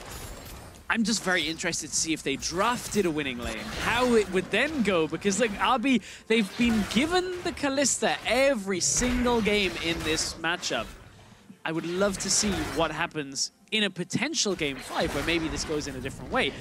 Of course, Schalke, their bread and butter has been later in the game, at least maintaining an somewhat small goal deficit and then being able to play their way back into it around objectives, around fights. That is where Schalke have had the strength, and this will help them out. Infernal Drake early on in the game, 11 minutes in, taking that one down. Schalke get themselves on the board with the first dragon. That they do. And Cedrian and Kasing will look to push in this top tower a little bit. Not going to be able to get too much down from it, but because Mujin knows that bottom side of the map was occupied, he will go for the Rift Herald himself. And this is something that we used to talk about a lot with challenger teams, was the ability to trade objectives, and it's much more ubiquitous now, Stress. These challenger teams' macro game tends to be a lot stronger than it was 2 or 3 or 4 splits ago. They're much more at the LCS level of macro. Not quite there yet, we still see mistakes from them, but the ability to trade objectives is something that a lot of challenger teams are beginning to show is in their arsenal. That's the type of thing that takes a long time to filter through. The point that when we really looked at bringing the LCS here in Berlin in 2015, which is when I joined the broadcast team for the LCS, you look at the support that was given. Now, I'll get to this in a sec. It's more important to look at Magic Felix. It's going to run away for the time being. Memento and Kadriel are on the chase. No ultimate, no shockwave there. Mujin will join the fight, and Kadriel flashes over for Magic Felix, straight into the face of Mujin. The hero's entrance is not enough damage mitigation. Mujin dodges out the cocoon, but they cannot get the kill, and Schalke get their second kill of the game. And that's because RB were looking on the top side. Now, they didn't get Tower First Blood on the bottom side. They swapped their dual lane up to the top side, and we're talking about strategic play. I'll make this very short. Coaches, strategic coaches, analysts didn't exist even in the LCS at that point to the level they do now. So, of course, it takes time then to filter down through into challenger teams, and that's really over the last year or so what we've seen be the improvement for teams like Schalke, who have invested more into analysts, teams like RB who have, built a little bit more of a foundation around just 5 players and given them a lot more support, and I think that is where we see the growth in Challenger. Knock up on towards Kasing. Memento here as well, but the TP is cancelled from Magic Felix, I believe, as he was looking to join the fight. As soon as they saw Memento, they decided to back away. Let's have a look at Magic Felix getting caught out once again. So Shockwave back, Cocoon didn't land. Magic Felix trying to get his way out of this one. Ends up sidestepping down because he and Mujin, I don't know whether they're on a different page here by the way he was going, but Mujin started to path up, then ends up pathing down. Memento and Kadriel have enough damage at least to deny Mujin any further presence in that exchange. And it's again the communication that we started to see hamper RB at the end of the last game. A few mistakes, a few missed calls, a few TPs that didn't need to be completed, getting completed, and it's on that longer cooldown at times. And that's what RB need to work on. That's why sometimes their late game just doesn't seem as strong as their laning phase. You wonder how RB then are communicating, because a lot of the time where we would hear from the Hyun and Kasing duo, where Kasing would be very active, talking a lot, Hyun would input a lot, and that was on H2K at the time.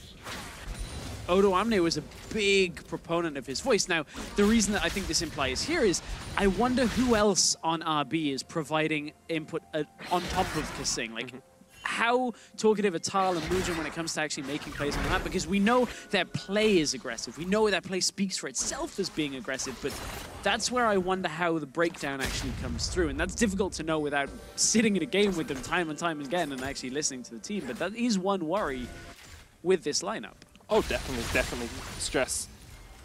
Coming into this mid-game, that's where that communication is oh so vital. There's hardly a gold difference at all between these two teams, but we are starting to see first items completed. Smitty J on the Jace is Blade of the Ruin King first into this Cho'Gath matchup. You've got Sorcerer Shoes up towards a Liandry's for Kadril. You've almost got the Essence Weaver completed for upset as well. Well, you're up against two tanks and two people that are going to have some sense of tankiness. Probably don't want to go lethality, so that's why the Blade of the Ruin King comes out. MagiFelix, he's tanky enough as it is for now. Adaptive Helm, but look, trying to get he gets knocked out of the hero's entrance. That was a bit foolish, really, wasn't it, from him? That's the second time we tried to see him use it to get away. Smitty J needs to be careful because Carl has Feast, has the flash, but doesn't want to go for the aggressive play onto Smitty. Of course, doesn't do 1,000 true damage to an enemy carry, about 300 or so at this level. And again, we see Muujin use the Herald because it's about to time out just in a side lane. We'll have to see if RB are able to use this on the rest of the map. Yeah, Smitty J, of course, reading the trade on the bottom side well, knowing Feast was there. Now we look towards Muujin standing on a ward. And again, he hasn't got a sweeper early on. This is something that Schalke have recognized. Memento flashes in for the Cocoon, doesn't connect, but does steal the blue. I think in Memento's mind that works. Blast Cone over the wall. Cocoon, Q, flash follow-up. It's just, it's European blast cones. Obviously, they're not quite showing where you're meant to go. Do we need, like, an optician for, like, the EUCS and Challenger players? I don't know what, like... Quite possibly. At least that's in my mind what I'm thinking Memento was looking for there. Everyone just needs some glasses. Everyone's slightly myopic, slightly short-sighted, perhaps, in their evaluation. Fancy words. Fancy. I don't know what myopic... Short-sighted. Is that actually what that is? Well, at the moment, the fancy plays are all coming from Schalke and Nullafir. They are 2,000 gold ahead. I was writing that word down, that's all. I was just making sure I remember it for later. I can never remember the one for farsightedness. It's like hypermetropic or something along those lines. But in the end, you just sound like you're making up words. And 90% of the time I am, but no one knows it. It's amazing. Anyway, RB, slightly on the back foot here as Schalke and Nullafir look for their third game and for that promotion series spot. They are so close, they can almost taste it. But RB are still standing in their way. I think this matchup, unfortunately for RB, is kind of dictated by the amount of pressure that Schalke are putting on the middle lane from MagiFelix. But like that, RB are now looking for this bottom lane play. Yeah, Smitty J used the jump in. I don't even think you needed a TP, but perhaps you do because Smitty J gets away. And MagiFelix teleported in. Kadril was on his way down as well, so perhaps RB just trying to deter him from joining this fight. Yeah, Kadril had already left the lane and crossed over a ward. Gotta watch out for Kasing here. He's dangerously close to Kadril and Memento. There's no real follow-up as such, but the Galio ult will bring them closer. Forces the flash away from Kadril. But MagiFelix just used his ult and his TP. Good that the flash is now down on Kadril, but that is now all of the ability of Galio to come across the map being used. So MagiFelix needs to be in the fight already, otherwise Schalke will have the numbers advantage. Still only that mid lane tower taken for Schalke and Nullafir. A longer game, a more protracted game here, Stress. Much more sense of gravitas between these two teams. Much more sense of purpose for Schalke and Nullafir as they keep up towards this top side. He is 30 CS behind, but look at Kadril in that mid lane. This is the reason they did not want to give him Orianna. He's got 2 kills and he's 50 farm ahead of MagiFelix. I think when you look at it though, the win condition for Schalke is create as much of an opening as you can with Smitty J, use upset and the rest of the lineup to kind of push down these other outer towers while the Orianna sits in the middle lane, but it's difficult to actually close the game like this. Memento dodges out on Red Bull's Kasing doesn't predict well, but Muujin is there as well. They will be able to get the kill on towards Memento. There's a Cloud Drake there for them as well if they want it, but it's not as impactful as the Infernal that Schalke and Nullafir already have. Got to 4 games without saying it, and then I said it. Happens. Happens. Well, what else happens is pushing onto bottom lane towers at this point, as RB looking to crush that down. Of course, 2 towers in favor of Schalke already. 10 minutes ago, we said RB were trying to make a play on this bottom tower while trying to defend top lane, but didn't actually get it. There was no commitment out of Cedrian, but now they finally get it. There's always this looming threat, though. Switching focus completely to the other side of the rift. Up on the top lane, Cho'Gath hasn't died. Now, you don't lose stacks on dying anymore for Cho'Gath, but the key thing is no deaths on Cho'Gath means he hasn't been put so significantly far behind that when teamfights start, if he is around, he is an incredibly large threat. There is disengage for Schalke 04. So if they're not using the Alistair to engage a fight, they can pull that Cho'Gath away. They can knock him back. You've got the Feather Storm from Upset as well. Kadril will need to be light on his feet, but he has got the cleanse, so we can always cleanse Flash away from a taunt. However, as you say, Stress, Tal, although he may not look it, is a key carry here for Team RB. He is the one that needs to be isolating a member later on, because you haven't got a huge amount of damage on the rest of the team. Muujin has some, he's going serrated Dirk, so he's going lethality build. Kalista as well does do damage in later game fights, but usually you'd have a mid laner who has a bit of burst, a bit of a Syndra, a LeBlanc there. Yeah. Instead, you've got Tal with Feast, and he is a key proponent to how they play these fights. He is. That means he has to find Upset. He has to find somebody like Kadril's Orianna. Difficult, though. Shockwave is there. You mentioned the defensive ability of that Alistair as well. Even finding Smitty J would be fine. If you can actually get that Feast down, if we end up seeing him go for that Gargoyle Stone Plate inevitably on the show, you just pop both and insta-kill someone. That is one strength they have up against Schalke. In fact, they are quite squishy. Muujin's very squishy as well. Magic Felix will jump in to protect him. That's a hero's entrance down, and TP will come up pretty soon. Tal jumped on here by Norskeren, and not the target you always want. Magic Felix trying to jump his way away as well, as that's Schalke 04 take an aggressive path as Smitty pushes down towards the bottom lane. Schalke do have a 2,000 gold lead they're trying to extend, and actually they're pinging up towards the Baron as well. They think they have the vision control around it to perhaps make a move. I don't think they're going to commit to it without RB being down a member. Now, Muujin did have to recall, of course. Not enough of an opening. Tal and Magi Felix have both got teleport. Kadril obviously does not on this Orianna, but it's difficult for Magi Felix and Tal to actually play the side lane, because right now Tal can't sit in front of Smitty J that effectively, and Smitty J is looking for a Black Cleaver next, which makes it even more tricky for that Cho'Gath to just sit in the side lane and have that armor.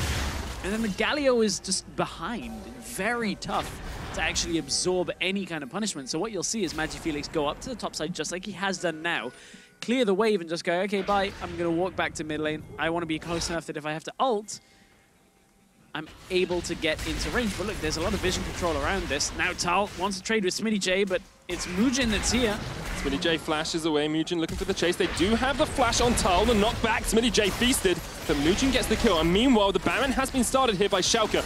Magic Felix, no damage there. Only Cedrian in terms of damage. Tal is going to TP in, no feast, as you say. Magic Felix gets the taunt. Look at the going lower. Memento will secure it, but RB want the fight. Shockwave kills Cedrian, and now where's the damage coming from? Kadril can stand in the middle of the pit and just not give a damn. Norskeren comes back in. The hero's entrance knocks him back, and look at Kadril surviving. Norskeren and Upset will clean up Tal. Schalke 04 take the perfect fight around the Baron pit. Muujin's not quite done yet. He gets Memento. He's looking for Kadril, but he gets taken off the rip. Another kill for the Orianna. Muujin not quite enough carry potential to take out those fights. We'll touch on that in a second. But look, Cedrian goes in, gets Shockwave down. RB try and take the fight up against Schalke, who have already taken the Baron. There was no feast, there was no steal potential. So you wonder if it was worth actually holding on for a couple more seconds to try and get Tal into the fight at first. We'll end up getting a replay from it, I'm sure. Key thing, Muujin now has the Duskblade, but did not have it before this fight. He was sat on Serrated Dirk, 2 longswords, and he has evolved his ultimate to get more Duskblade procs. So from now on, he will be more effective when it comes to these stealthy plays. But look, Tal comes in, already low from the trade with Smitty J, can't get close enough, tries to get it with the Feral Scream on the steal. Cedrian was pushing forward to throw Kissing into the fight, and that meant he couldn't actually avoid the Shockwave. Looked like he had Flash available and thought he was out of range, but ended up getting picked off anyway. And then from here, Muujin tries to pick off Kadril at the end of things. Ults, tries to get past Memento, gets the first kill, but that is a significant amount of damage coming out from Kadril. Couldn't get the second kill. To see why the Orianna's been banned. He's 402. Memento jumped on Kissing, trying to get the quickness on. Will get the charm down, and Memento will fall. RB with a good catch, solidifying a kill onto 1. But this Orianna now, Leandries, Morello, Nomicon, and Avoid stuff completed. A 7,000 gold lead for Schalke 04, accelerating from that 3,000 at 20 minutes. And look at the items across the board. You've got a Black Cleaver now on Smitty J. You've got 2 completed items on Upset. On the other side, you're looking at bare pickings, really.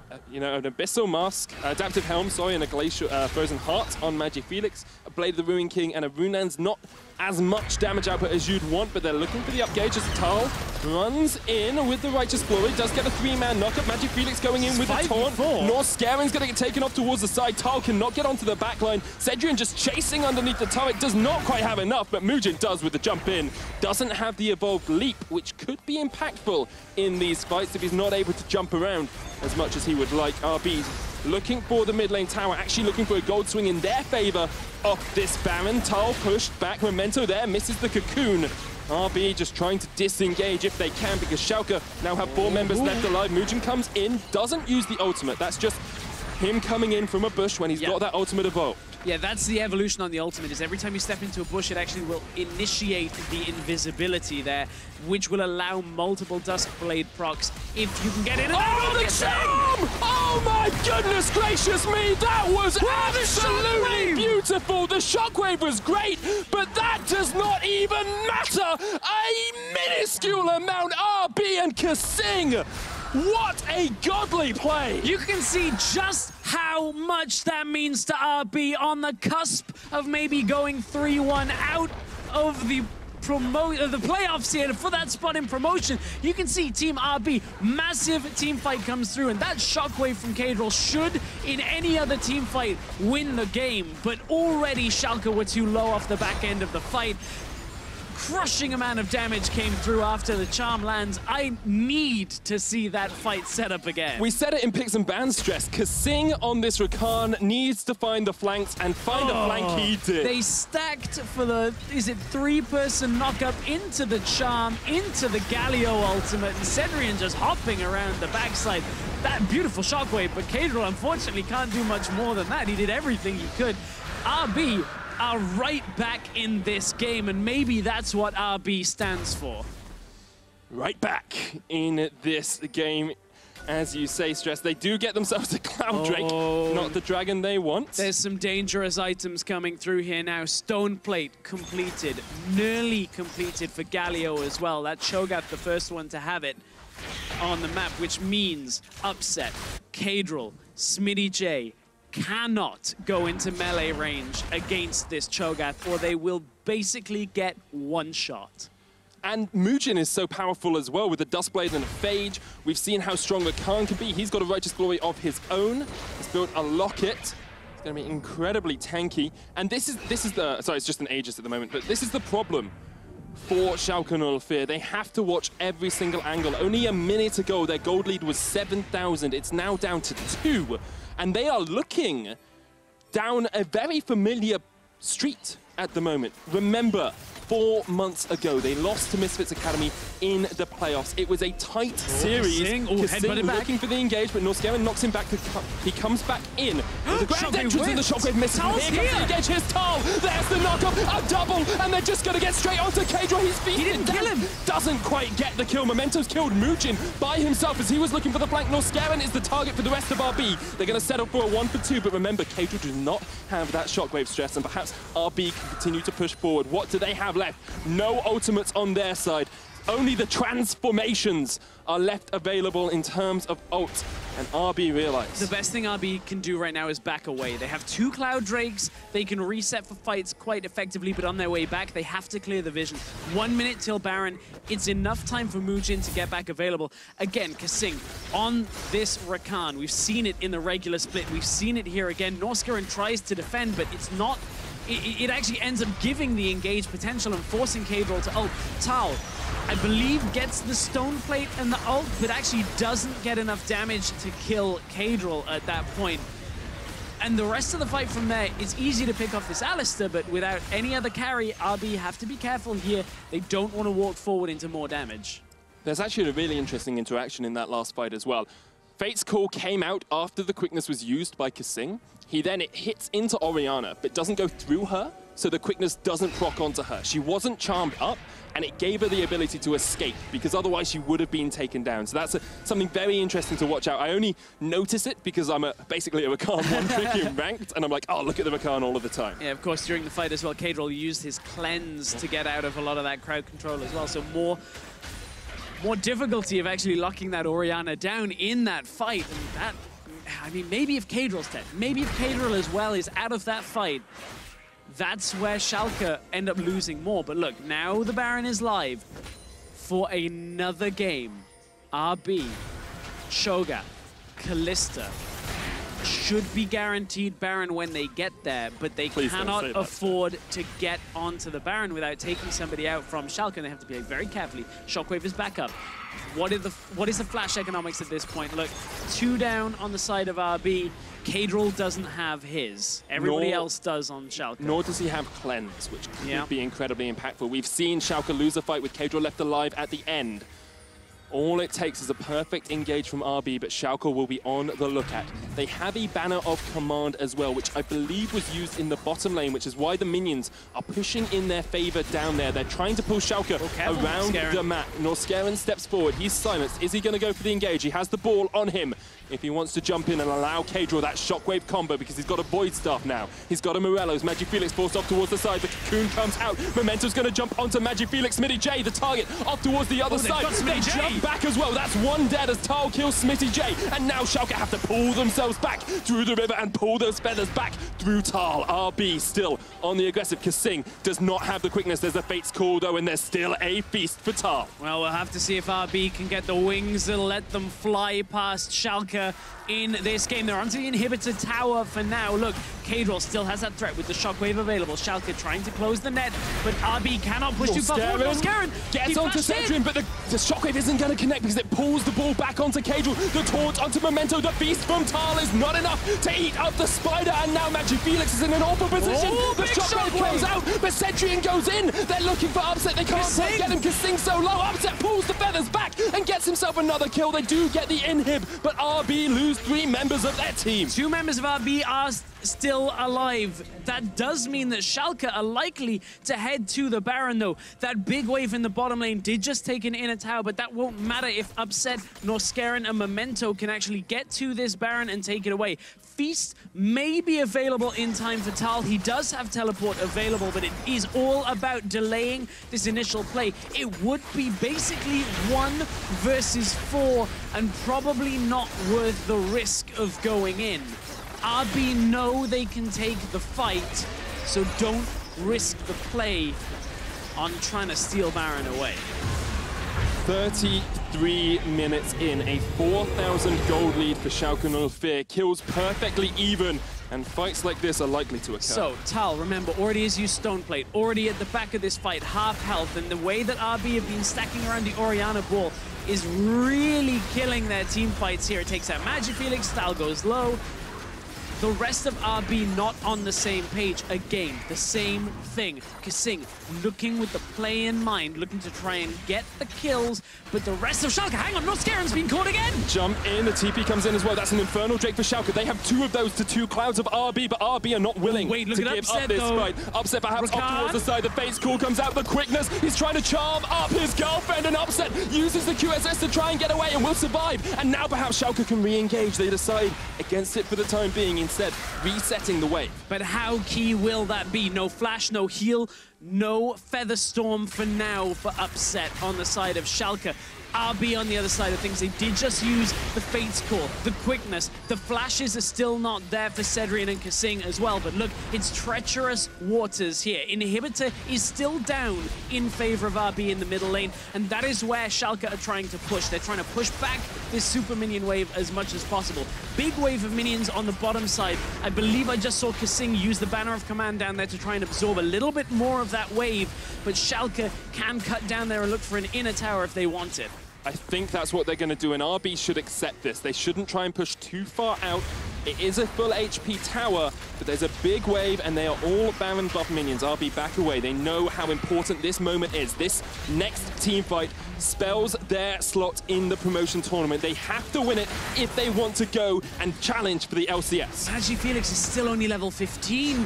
Mugen is still 15. They're heavily out-leveled by Schalke right now. And Schalke, Noskera wants to go in again. He's trying to find Tal. Jump straight on towards Tal. The silence comes out. Tal half HP. Cedrian as well. A great shock blast from Smitty J, and that's the power of having this carry in the top lane. Smitty J on the J, so strong. And Schalke no fear have exactly no fear as they push in for that inhibitor. But they're going to back away for now. 1 minute 20 on the clock of that Baron.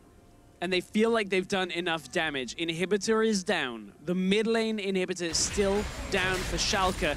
And the under-leveled aspect of RB is starting to hurt them quite significantly. We need to see that level 16 come through, because that's when Mugen maybe can get the Evolved Leap to come through. If it's not the Evolved Leap, then of course the slow, if he can find an isolated target, might start off a fight with his Evolved W. But these two things, they need one of them to try and get Mugen into the fights a little bit more effectively. But Mugen himself has to be careful here and try and get away. So much credit to Kadra this game. 7, 1, and 3 on the Orianna. His shockwaves can only think of one that has not hit the mark, and he is showing why RB respected him so much in the previous picks and bans. Perhaps that lack of an Orianna ban will be their undoing in this final game. Perhaps it will. RB chose to ban the Cassiopeia and take away upsets Tristana, and we're getting into the point of the game where it's the Xayah that is going to start taking over. Kalista will still be fine. There's not a lot of tanky targets on the side of Schalke outside of just Noskera, so the damage in teamfights is still okay, but the Xayah will have good late game damage. We've got the Essence Reaver, the Infinity Edge, the Rapid Fire Cannon completed. And Smitty J up in the top lane on this Jace, another damage threat, has a Guardian Angel. Another tower push comes through. RB, they know they're just waiting on this last Baroned up cannon minion. It's because of the jungle mastery that comes through on Memento right now that Baron buff still exists, and it has just timed out. Let's see Tal having to deal with that bottom lane wave as well. Schalke Cedrian! the promotion tournament. Cedrian gets jumped on. Here's the hero's entrance as Schalke go in for the charm. Once again into a 4-man taunt as well. Memento trying to kill Cedrian. the Kalista and does manage it. Who is left alive? Kadril's not. Mugen jumping around, but Mugen dies as well. And even with a great engage from Team RB, Schalke Null Fear have taken the fight. And they're going to take this game and take their spot in the promotion tournament. Schalke managed to find pretty much the single consistent damage threat of Cedrian, and RB crumble. Schalke, they're advancing to the promotion tournament. On their second attempt, Schalke Null Fear have secured their spot in the promotion tournament. What a back and forth game between RB and Schalke.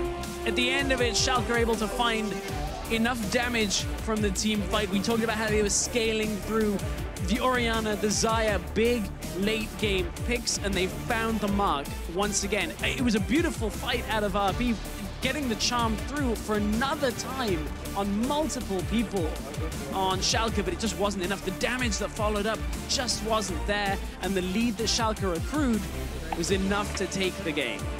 It was so close, though. All that final fight takes is perhaps a slight overextension from upset. Just one more person getting caught out, a couple more Kalista spears coming in for that rend, and you see upset dying, and you see Kadra dying, and you see Team RB getting their way back into the game, and Schalke going into the promotion tournament will be looking at that and saying, okay, what do we need to do? How do we improve so we know we can face up against mysterious monkeys and ninjas in pajamas and giants? Certainly some things still to fix, but Schalke looking solid.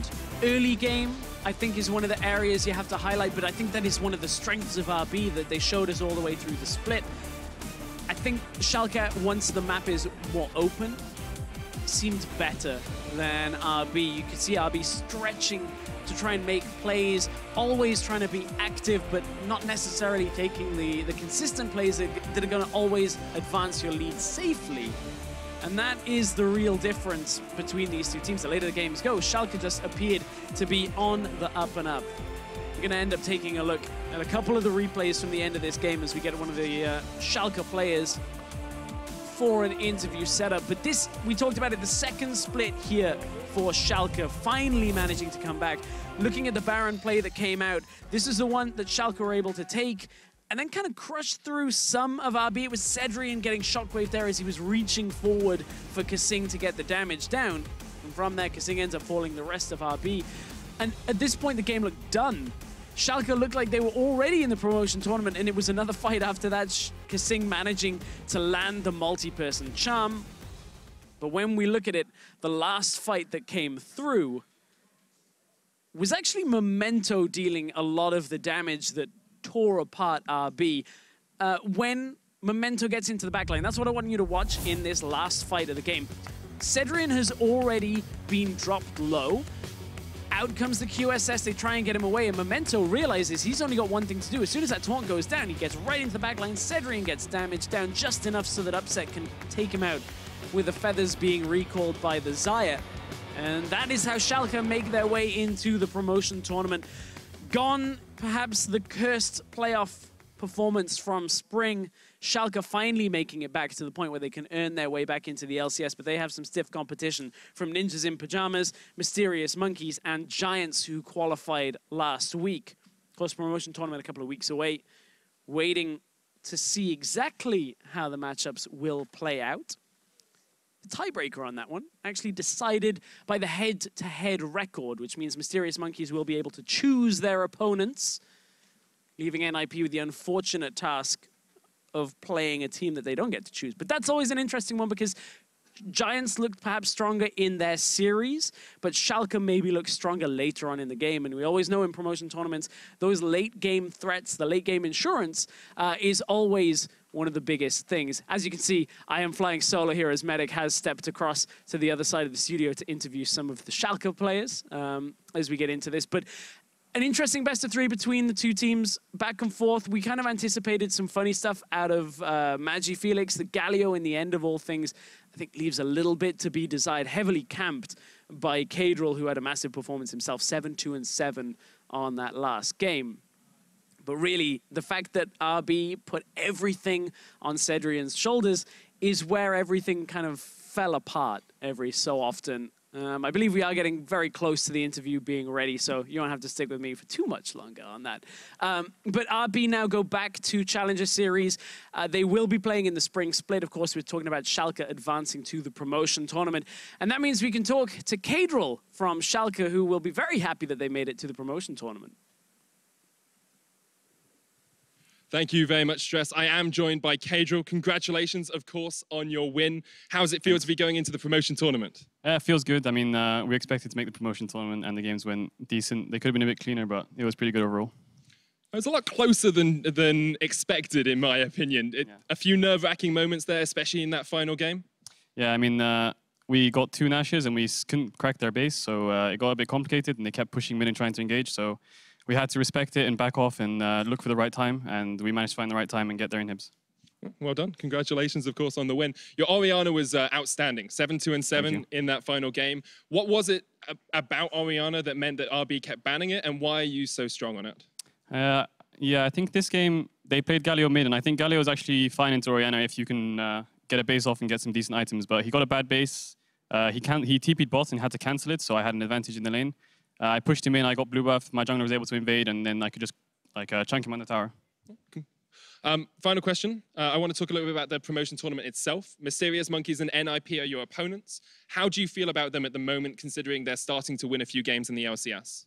I mean, they've had a split of LCS, so they're quite comfortable on stage. I mean, we're not going to underestimate them. They're pretty good teams, but I'm pretty sure if we put our minds to it, we can definitely take games off them and promote to LCS. Do you have a specific strategy in mind? We'll see. We might see something special. As long as it's not high-midding a mid, which is what Magic Felix trolls me with. Definitely not. Excellent. Well, congratulations again on your win. That's it from us here. We'll be back for the final week of the EULCS at 5 p.m. CEST on Thursday. Make sure you tune in then.